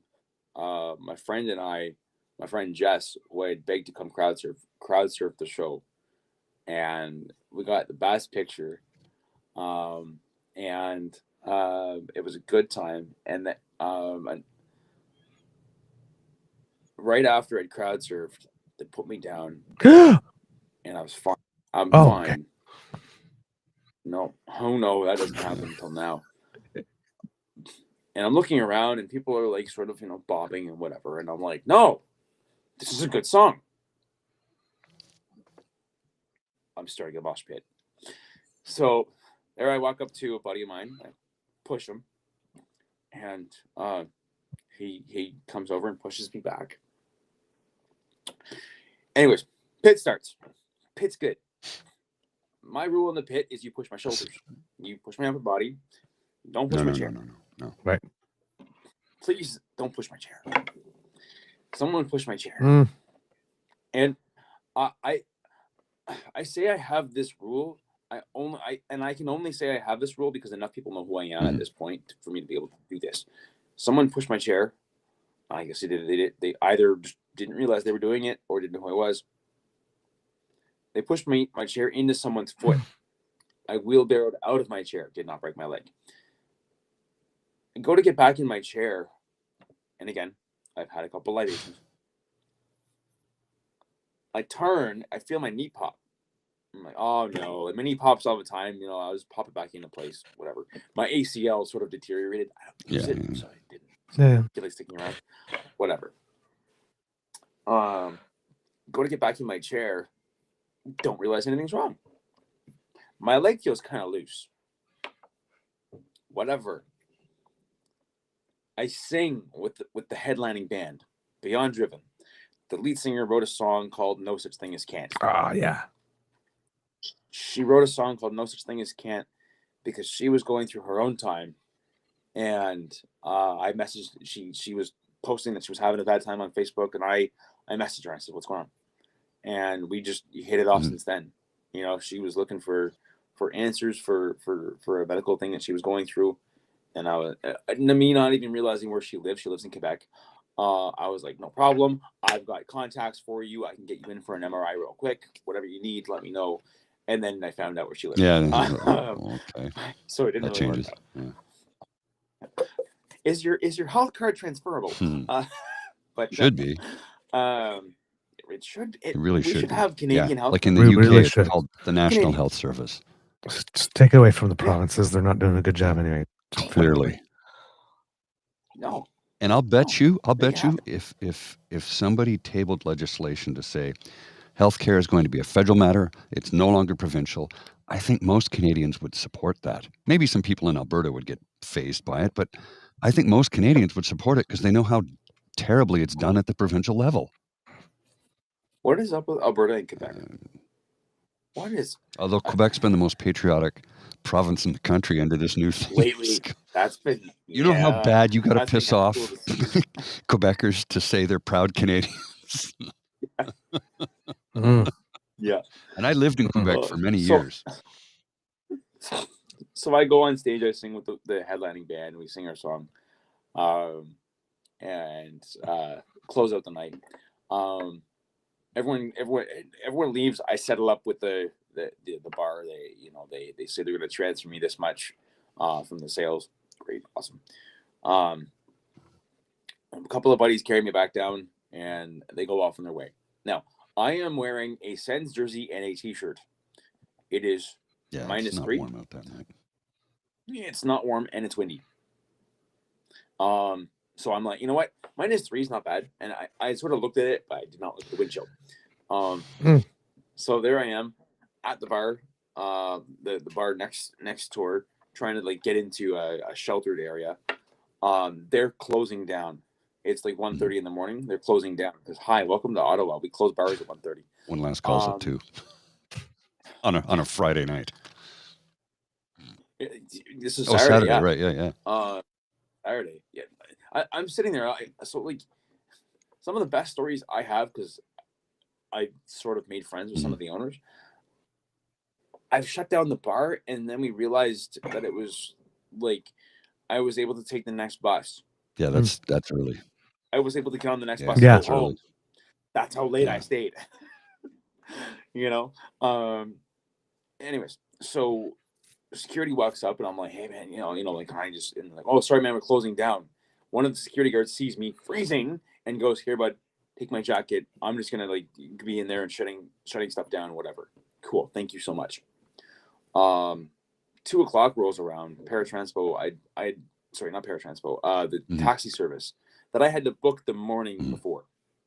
So that morning I had to call taxi and say, I need a bus at 2 o'clock in the morning or whatever it is. So I told them, so they should have been ready. They didn't show up until 2:30. Yeah. And there I am going. And they only showed up at 2:30 because I called them just after 2 and I said, "Hey, where's my taxi?" They said, "Sorry, sir, it's still a ways away." Fine. If you send me a regular taxi, I can teach them how to pull my chair apart if he's up for that. That's what I had to do. I'll be right back. And that is what I continue to have to do. Yeah. So imagine if I used the power chair, I'd still be there waiting. Yep. Wouldn't have had that luxury. So I just get in the I get in the car, I go home, pour myself in bed, wake up the next morning, go to transfer out of my chair, sit on the edge of my bed, and there's my femur. Yeah. And check your comments now, bud. Let me see if I can comment. What comments do we have? I haven't looked I think yet. it'll take a couple of seconds for them to register, but yeah, here we go. Saucy's gonna say something, I swear. But I can't really see it very well. Yeah, so I sort of do the quick shower thing where you wash the important stuff and change my clothes. I'm like, you know what? I'm gonna show up to the hospital, but I'm not gonna show up disheveled. Right. I'm gonna show up semi-okay. And I still had hair gel in my hair from the night before, so it still looked okay. You know, I fixed it up, and I go. It looked better than this. I didn't put gel in last night. I get halfway to the hospital. I get a text. Hey, honey, where are you? It's Mom. Who I leave Find Your Friends on, just in case I have that one bender night. Can't find myself. Mm-hmm. Hey, honey, where are you? You know, on a bus. Where you headed? The hospital. What happened? Might have broke my leg. Okay, coffee? So she grabs Timmy's on the way to the hospital. He grabs me some breakfast. We get there around the same time, and I had just signed, like, done triage, and then came back and she was there and whatever, and get to the room, and the guy who fitted me for a splint thought it was the coolest story. I'm sitting there and I'm going, this one's actually pretty okay. Because the last time I broke my leg was at a Danzig concert, and it wasn't a good story. It was pretty bad. Whatever. Yeah, but this time it was a mosh pit that I started, and I was still sober enough to sing. So I mean, hey, you know, it worked out. Like the comments here, My there. goodness. Oh dear, that's not good. Ouch, your That is- femur. that is extremely common. Yeah. What in utter hell Yes, caused the femur so- issue? I'm not sure if you're supposed to party until your femurs break. That's really partying hard. Your poor mother must have the What do you patience mean, of a Saucy, saint. you're not supposed to party to your. I thought that was when the party started. When your Yeah. femur That's broke. yeah. Come on. Oh yeah, my mom is the best. There we okay. Oh, you know what? If I move this over a little bit, I can see some. Okay. Yes. Yes. Danzig, not a good concert. Veil of Maya was better, actually. I saw them that night. Much better. Did you know Glenn Danzig recorded a song with Johnny Cash? Yes. Yeah. Yeah. What? Yeah. Actually, I think he wrote it I'm for not Johnny shocked. Cash. Yeah. Wow. Okay. And Johnny Okay. Cash loved it and recorded it. All right. Okay. Anyways, yeah. So So that happened. Fitted me for a splint, and now I have a splint sitting in my bathroom. That's probably hopefully, cross my fingers, never gonna get any more use. now we're closing in on the 2 hours. So there's one more little clip I wanted to show you and get your thing. And we'll skip the Mike Schreiner on power and politics from 2 years ago. Go to the one below it. If you see it, I don't think it's highlighted in blue. It might just be in the regular text. Recently? Something weird. There's Yeah, a the power and recently. politics, so recently. Okay. Yeah, Mom is used to me doing crazy stuff by now, Linda. Okay, You're right. Here we go. Now I'm found these comments. Sorry, everybody. We all like Mike. I like all you too, so thank you. I just want to say thank you, everyone, for coming out today. The crisis of poverty in Ontario is getting worse and worse each and every year. Right now in this province, over 81,000 people are experiencing homelessness. That's a 25% increase just in the last 2 years. Food bank use is at an all-time high, a 78% increase just in the last 2 years. Poverty costs this province over $33 billion a year, and it has tragic consequences for the lives of people being forced to live in legislated poverty.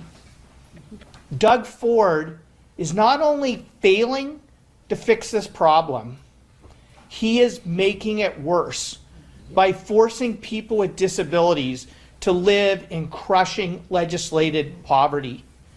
And let's be clear, the math simply does not add up. A person on Ontario Disability Support Payments is being forced to live on $1,368 per month. Somebody on Ontario Works is even less, $731 a month. Imagine that, when average market rent in this province is $1,600 a month alone. And in cities like Toronto and Kitchener and Guelph, it's even much higher. It simply doesn't add up. We are forcing people with disabilities to choose between eating and putting a roof over their head. Last night, I returned a call from somebody who had reached out to me. He is a person with disabilities. His wife has disability as well. Neither one can work. Both are on ODSP. They are barely hanging on to their apartment, which he told me is infested with bugs and rats. He is facing a landlord-tenant board hearing in just a few days. And he's saying to me, Mike, it's hard enough that all my money goes to rent, and then my wife and I have to go to a food bank to eat, and then half the time the bugs in our apartment infest the food that we get at the food bank, and we can't even eat that. And now I'm on the verge of facing homelessness. He's like, what am I supposed to do? And I said to him, the Ontario Greens are going to fight to ensure that you have life with dignity. We are going to point out the fact that we have a crisis in caring in this province when the Ford government forces people to live in legislated poverty, forcing people with disabilities to make the impossible choice between eating and having a roof over their head. I know the people of Ontario care about their most vulnerable neighbors more than this. I know we as a province are better than this. And that's exactly why the Ontario Greens are putting forward a plan to end legislated poverty in this province. First, starting with immediately doubling ODSP and OW rates to get rid of legislated poverty in this province.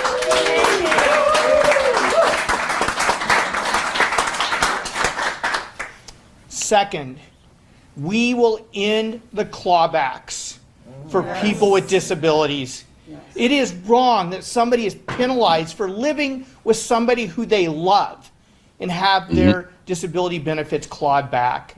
And we are going to fight like heck to ensure that when the Canadian Disability Support payments come in, that the province doesn't claw back ODSP because of that. Yes. Third, we are going to fix the housing crisis with a commitment to build 310,000 co-op, nonprofit housing, including 60,000 permanent supportive housing spaces with wraparound mental health, addictions, employment, and other supports. Here's the, yeah, please.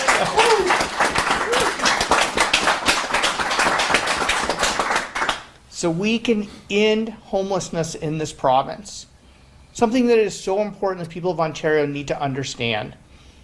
93% of the deeply affordable homes built in Ontario were built before 1995. That's when the federal and provincial government stopped financially supporting co-op, nonprofit, supportive, and social housing. 30 years of different governments failing to build homes that people can afford has brought us to this breaking point. And so we will end that. And I'm asking the people of Ontario to show our most vulnerable neighbors how much you care. Because I know we want to have a caring province. I know we want to build caring communities. And we want to ensure that people with disabilities live lives of dignity.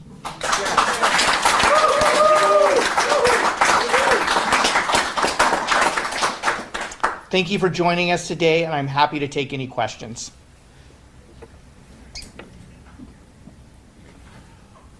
Great. Okay, thanks everyone. And I appreciate all of you showing how much you care about our neighbors by being here today. Thank you.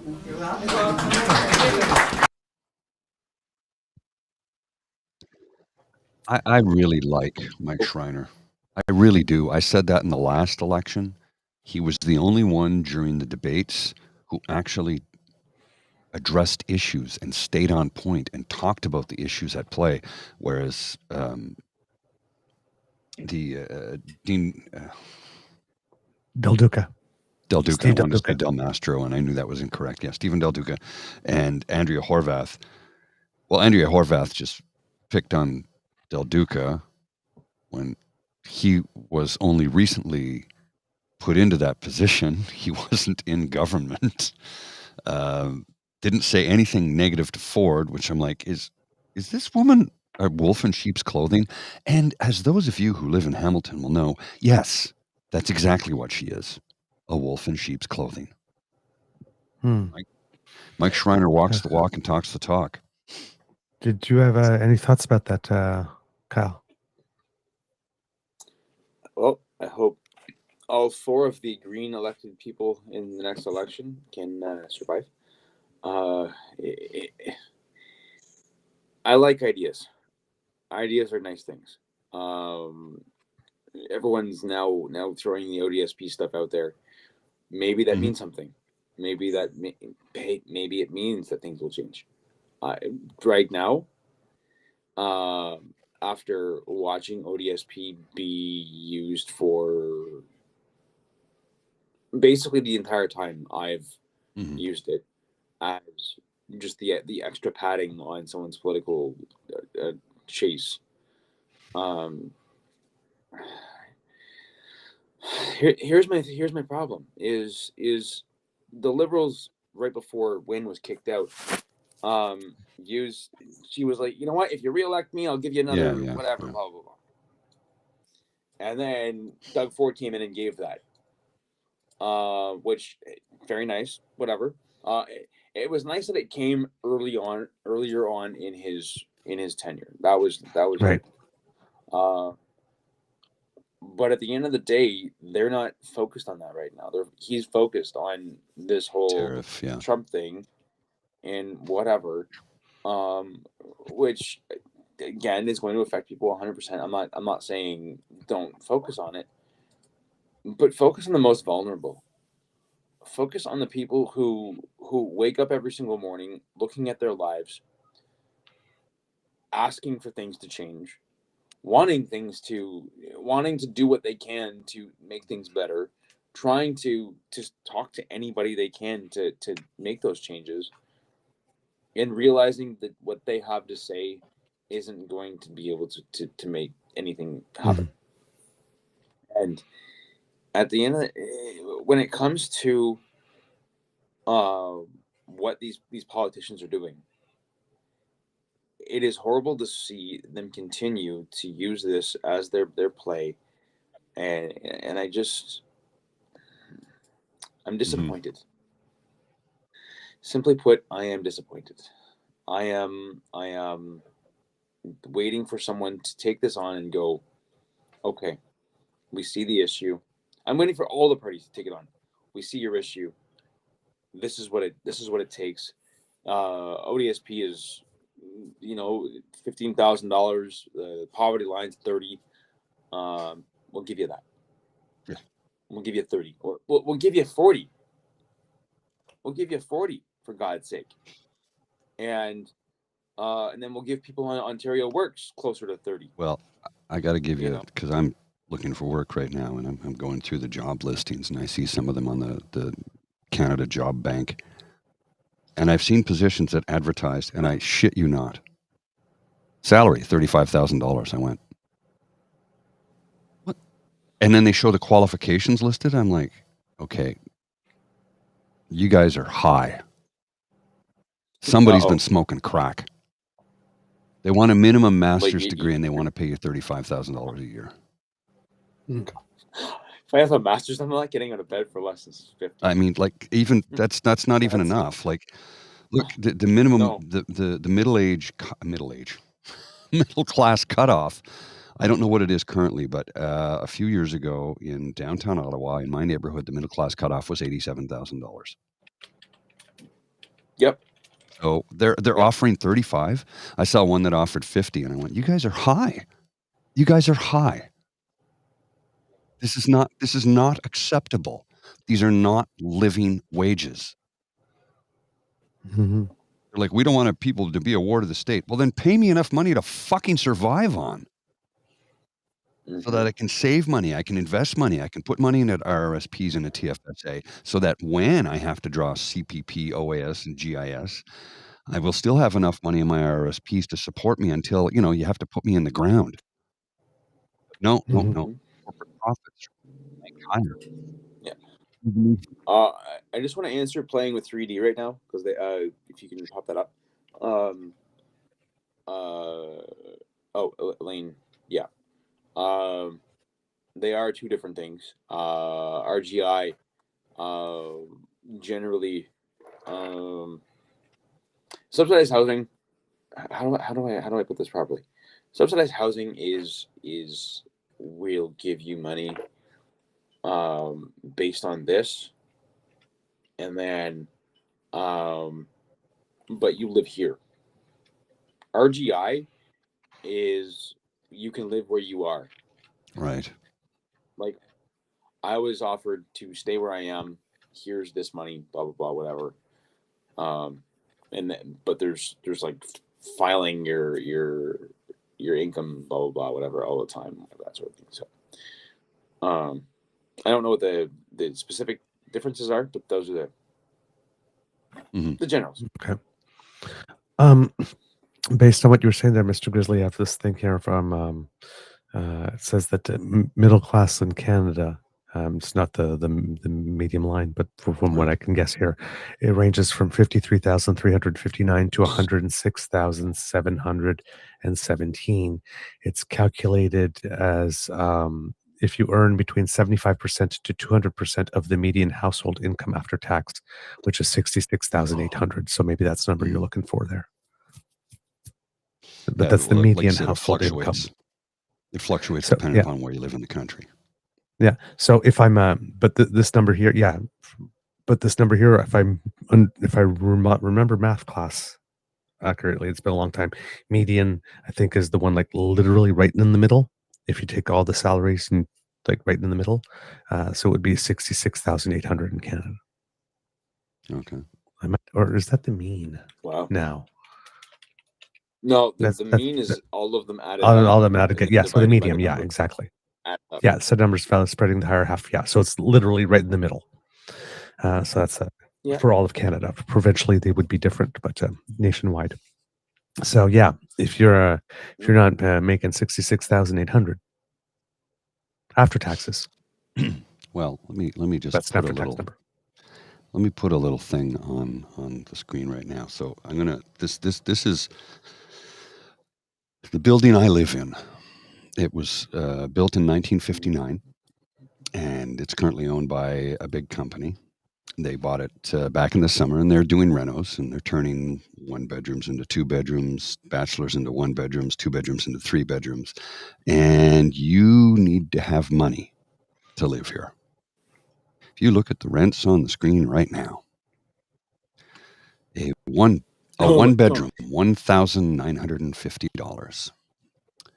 A 2-bedroom, $2,599. 1-bedroom, 1-bathroom Plan B, $2,175. A 3-bedroom, which used to be a 2-bedroom, by the way. If you look at this floor plan here, this bedroom right here, that's living dining, that was built. That's added on. So, yeah, that, yeah. So tell me how, if say I had a wife and 2 children,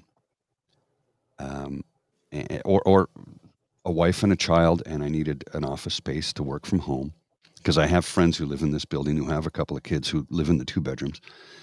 They don't pay anywhere near $3,000 a month, but tell me how. $36,000 plus? Do the math. I mean, No, way too much. So, and you tell me, and you want to offer me a job for $35,000? Well, even the 1-bedrooms are almost $2,000. That's $24,000. 1975. That was my after-tax take-home when I worked for Amazon. So, like, I'm sorry, how do people afford this? We are living in a new feudal system where 70% of your income goes towards your housing costs. Because, like I said, there's 4 rental companies in this city that own something like 80% of the rental stock or something to that. I don't know the exact numbers. I'll find it. I'll dig it up and I'll find it.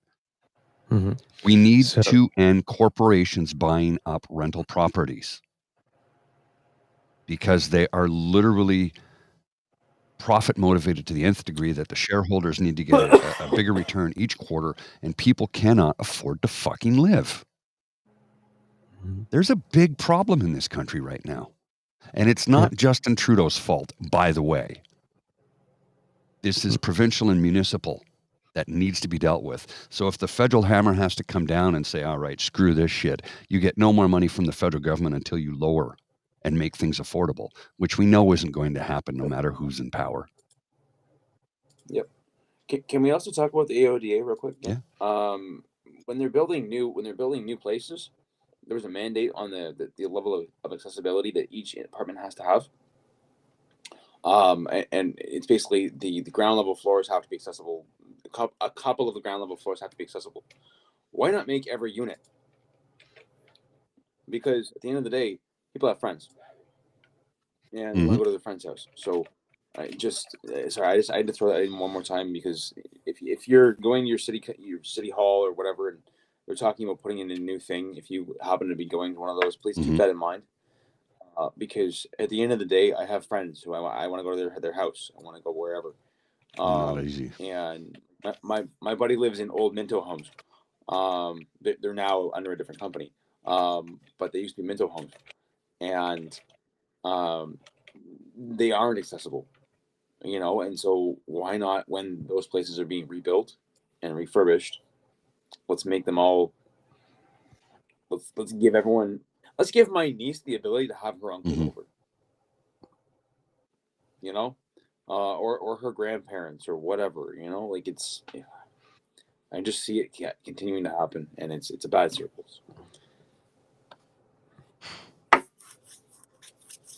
Yeah. Yeah.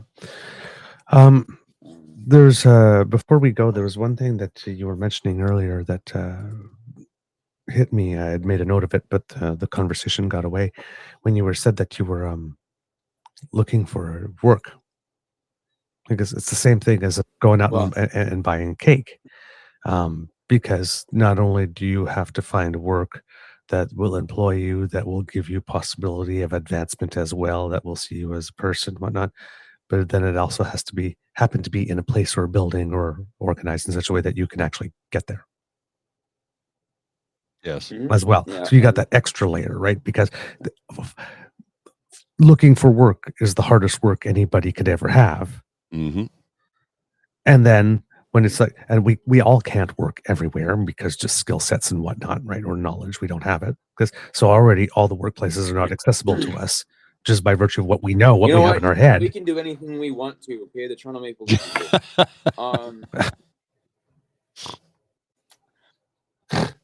No, but you know what? We have to fight that, and then we also have to fight the fact that there's there's human beings who again will look at me and they will go, no. Mhm.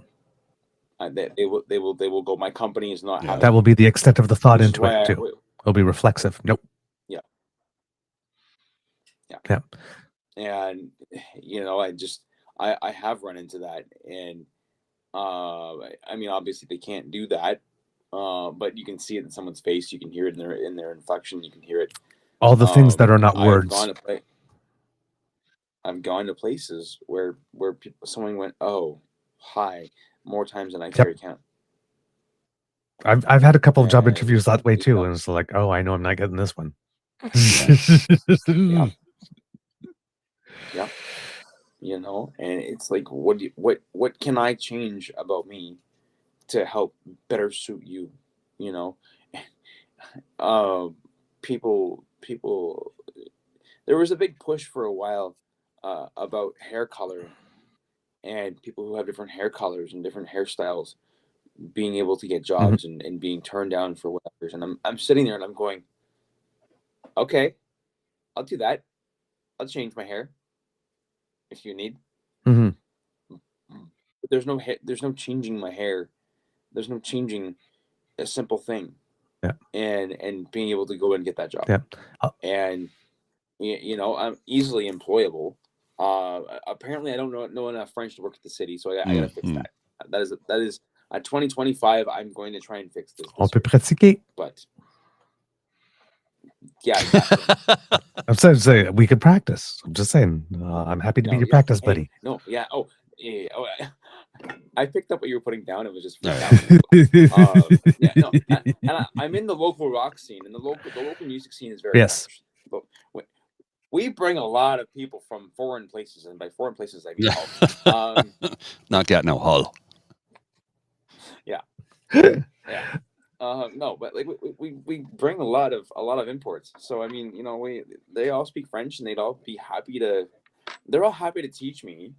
It's just how do I put this nicely? I'm not allowed to say any of those words in a workplace. Oh, okay. Yes. Yes. You need to Yeah. pass a broom through the street when you learn a couple of French words. Big time. Yes. So yeah, no. My point though is that finding work is the hardest job everyone will ever have, because not all jobs are accessible to us just by virtue of what we have in our heads. And then if you add an accessibility issue, and then you add a stigma issue, and then on top of that, you have the premier of the province standing in front of a podium insinuating with all of that, you know, being the load you need to carry just to find work, that you might also be lazy. Maybe that's your real problem. It's a character thing. I'm just I understand being on a hard time and needing to use Ontario Works for a while, but Ontario Works isn't a way of life. Ontario Works isn't something that you would need all the time. I know. ODSP is. And the fact that they have now, I mean, if they need to put them together to you know, create one less manager or whatever, that's fine. But the fact that they continue to bring both of these things up in the same breath breaks my heart. You know, people who are on ODSP aren't choosing to be on ODSP. And if they are, I mean, come on. And it's not like it's easy to get on. But no, it's it is not. It is not. So I mean, it's like you made a choice. No, I had to work to get on this. You know how hard it is? Trust me, if you knew how hard it is, you would know it's not a choice. Well, it's like I said time and time again, about 10 years ago, I was completely out of work after work had gone from 60, 70, 80 hours a week down to 20 to 10, to after 3 weeks of 20 hours, 1 week of 10, and then there was no work. There was nothing. So, you know, over that time when you're sure you've been able to save some money because you've made some overtime money, but you've had to spend it when your hours keep getting reduced just so you can maintain your bills and maintain a minimum life. Got to the point where all that was gone, and I applied for EI. It was going to take weeks, and I needed something to hold me over, so I went and applied for Ontario Works. I had to answer so many probing questions. I have filled out the forms for top secret clearance. They ask less probing questions. Ontario Works demeans you and beats you down. I could not believe the probing questions they were asking me. I'm like, Jesus Christ. Again, RCMP top secret clearance, ask me less questions. Now, the people who were working there were very nice. I went in to talk to them, and, they said, okay, we can give you some, I said, no, I don't need it. They go, why'd you show up? I said, well, I had an appointment. I'm going to keep my appointment. I don't need it. I just got a job. I start in 2 weeks. They go, do you need, I said, no, I've got enough to hold me over until then. I was worried that I wouldn't be able to make my rent, but I'm going to be able to do everything. I'm fine. I don't need the money. But I could not get over the amount of questions you have to answer for $753 or $740 or what. It's not even enough to pay the rent. No, ODSPs, they break their rent and their necessities, basic necessities, down into two. And I think one is like 583 or something for rent, and then basic necessities is like 400. It's not much more. It's not. It's not. And just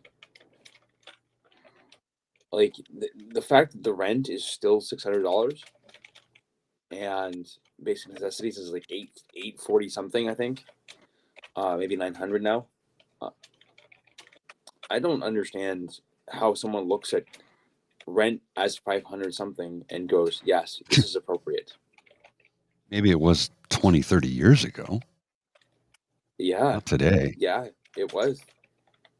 No, like I don't even think my neighbors on rent control still have that. And like I've known people who've been here at my apartment for 20 years, and theirs is high. Well, I'm in a rent-controlled building because it was built, in 1959. But again, you look at it, you want to move into this building today. Now, I'm going to show you this graphic again for a minute because I need to highlight something here that's very important. So you see this floor plan, okay? 425 square feet for a one-bedroom. This used to be a bachelor. That bedroom, this wall, this section right here didn't exist. I lived in a one-bedroom. I lived in a bachelor, I should say, back in 2003 in this building. Then I moved out, and then I moved back in a couple of years later. So I'm in a one-bedroom now, but a one-bedroom now that I live in is 650 square feet. So you're paying almost $2,000 for 425 square feet. No. 20 years ago when I moved in here, I think I was paying $600. Almost $2,000 for 425 square feet. I don't know how you pay. Was it $5 a foot? That's prime real estate in a lot of places. Yeah. All right, friends. Do we have a show? I believe we do, sir. We do. All right, kids. Thanks for a pleasure. Thank you so much. Oh, it's always a joy to have you. Always a joy. Love you guys. I love the way you lie. I don't know where Miss Logan Don't make me sing. Don't make me sing. Don't make me sing. Don't make me sing. Remember that? That was the Kristen Wiig character from SNL. Don't make me sing. You keep doing that, we're gonna have to extend. I love that song. I love that song. Gee, couldn't believe they got away with it too. Great song. Oh man. Okay, kids and cubs. That's the end. I'm gonna have to go listen to that after the show. Actually, that fires me up too. Oh, that's bad choice of words. Okay. Kids and cubs. That's the end of this episode of the Daily Beaver Morning Show. Here, Thank you so much to our guest, Super Kyle, for coming to have a little Ontario election special discussion with us with regard to accessibility and cost of living and all the other things, the ODA and everything else that's there. With regard to the subject, we care a lot about it. We try to bring attention to it regularly. And like we mentioned before on the show, Kits, 3 of the 4 political parties in Ontario are supporting this move to increase ODSP supports. One party is not. The Greens have been on this bandwagon for a long time, the NDP longest. The Liberals, in terms of with the current leader, Bonnie Crombie, the most recent, but she seems to have given a full-throated endorsement of it and plans to make it a permanent thing. That was written in the party release. I'm not sure if that was the Liberal Party's policy for at any time in the last X number of years since Doug Ford came along, but it is now there. So things for you to know about was we always encourage you, kids and cubs, don't only vote for just yourself, but vote for broader than yourself. And please know, as Mr. Grizzly often points out, and I try to point out too, when you keep the issues of accessibility in mind and supports for that, we often think, oh, well, it doesn't affect me. Yeah, that might be the case. But remember, all of us are within a couple of seconds. Mm-hmm. One bad luck, one person not being attentive behind a wheel, a workplace incident, playing sports, a fall gone wrong, no matter what, we are all just a couple of seconds away from needing these supports. And this is at any time in our life that could happen. That's why they're called accidents. Absolutely true. They can happen. So you might think you're not voting for yourself, but you are. Be selfish. Ask yourself, if something happens to me this afternoon, what would I like there to be there for me? And then vote for that. This one's not hard. This one's not hard. Yeah. Right?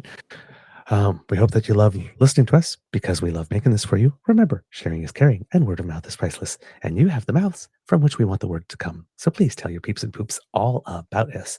Now, if you would like to support us by, for example, downloading the ears-only version of our show and taking it along with you if you happen to listen to it while you're on the go, well, you can do that thanks to the Ray Girl who has sponsored our pod page. That's pod page, not cage, totally different site. Don't go there. Podpage.com/ the True North Eager Beaver, lowercase letters, and a hyphen between each one of those words, or you can scan that QR code. And when you go there and click subscribe, when we have something fresh off the bandwidth, zip, it takes the slip and slide right to you. You don't even have to go looking for it right there because we like to help. Now, if you would like to help us in some other ways, then you need to make like Kit Lane and surf on down to the True North Eager Beaver Media Incorporated YouTube page and click our buttons, like, share, and subscribe. Just give them a little tickle. It makes us happy, and it helps us with the algorithm. So thank you so much for that.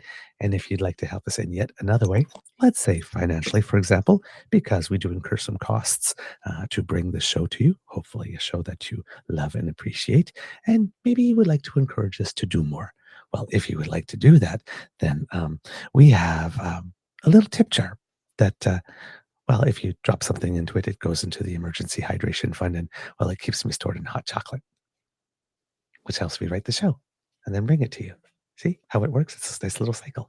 So if you want to say add a beaver and buy me a hot chocolate or add a grizzly and get him a nice cup of coffee to get through the rest of the day, we would really appreciate that. That's coffee, ko-fi.com/eager beaver, all in one word. Or Scotch, hey? Some days you need one.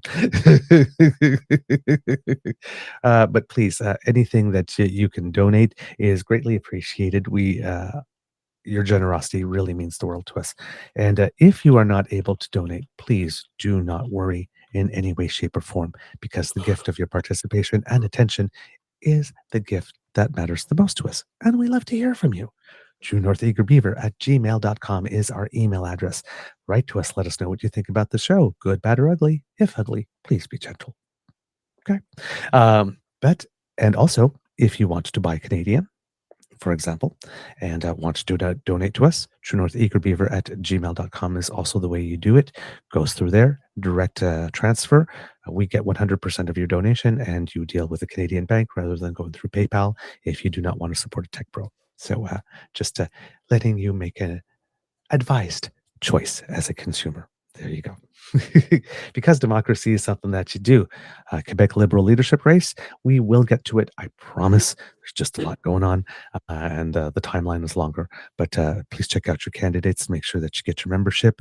Ontario election, 16 days to go. If you have been paying attention, there's a little bit of narrowing in the polls, according to Nanos. There's been like a 3% closing of the gap, with the Conservatives going down just a little bit over the last reporting period, but the Liberals gaining about 2.5%.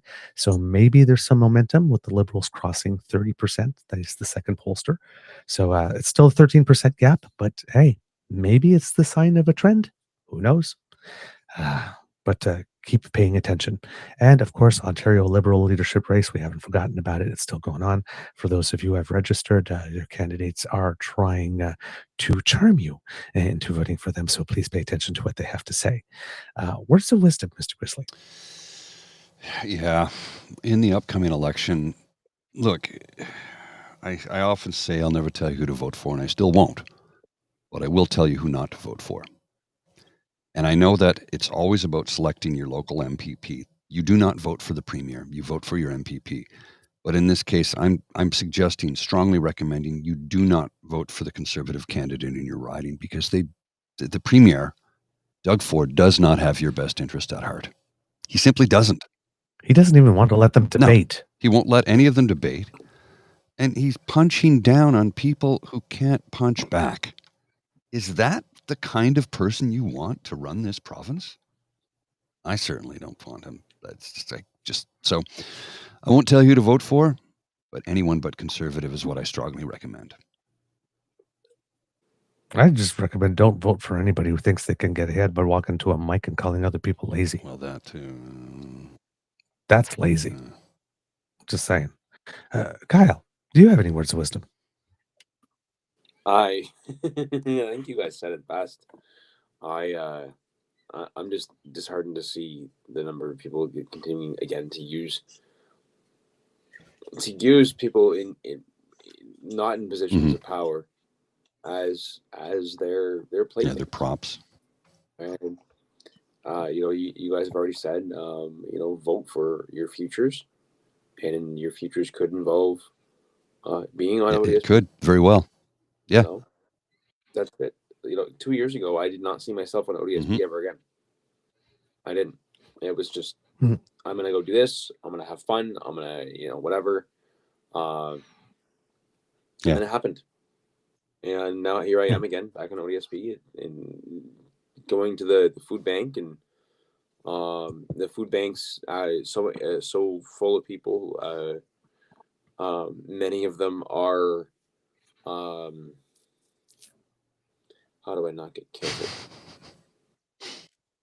Recent residents. Okay. And it's just, it sucks to see the cost of living is not changing.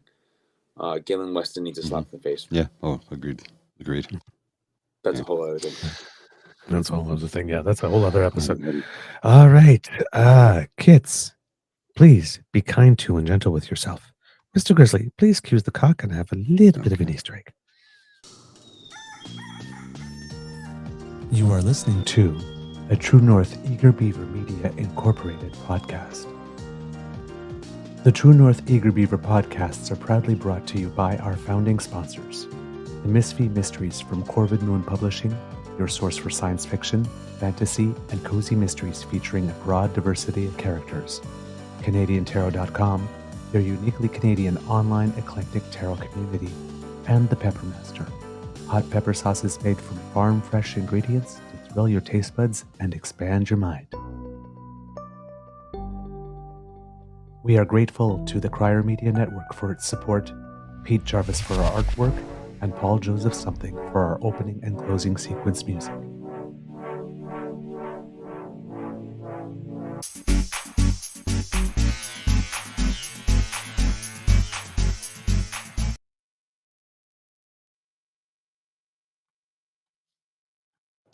So, you have a Easter egg?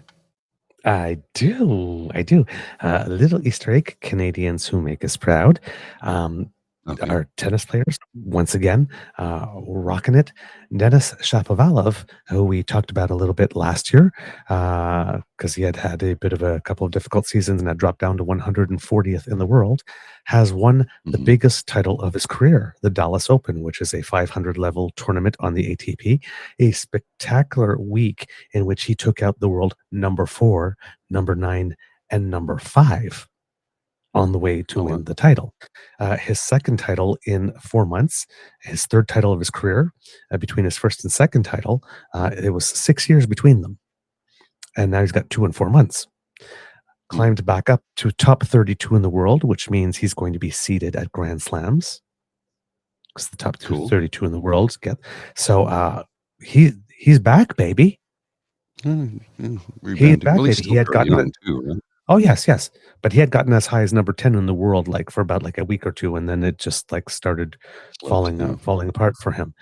So to get to 10, drop to 140, like this, go through the injuries, have the little bit of confidence issues that come as you try to get your game back. And then as you're so close and then just rip it. Like that's like 2 titles in 4 months. He had 1 in 6 years. Wow. He is back. And he's playing excited tennis, and I am so happy for him because he has put in the work. Clearly. So a big congratulations to him. And a couple of thank yous to some kits. Thank you to Kit Wendy, who sent us a little something. Said, as always, gents, thanks for helping navigate us through trying times. Appreciate all your efforts. Great pod. Cheers. And Kit T. Wigmore. Awesome in all caps with 1, 2, 3, 4 exclamation points. Wow. Really appreciate your efforts and analytical and communication skills. Ignore the haters and trolls. Grow the show. Thank you so much, kids. And we'll have a couple more thank yous tomorrow because I see that there's a few more. So cool. Everyone, have a beautiful day. I just wanted to share a cartoon quickly. Yes. It's Calvin and Hobbes walking through this. I love this one. And the Calvin is looking at Hobbes and he says, DEI initiatives were not put in place to ensure lower qualified minorities could get hired instead of more highly qualified white people. It was put in place to ensure lower qualified white people were not hired instead of more highly qualified minorities. That is what DEI is. That is what the President of the United States just put an end to. I'm going to leave it at that. I'm not sure everyone's going to follow. Yeah, and that's fine. We'll jump into it a little bit more in the future. Yeah. Bye, everyone. Have a beaverific day. See ya.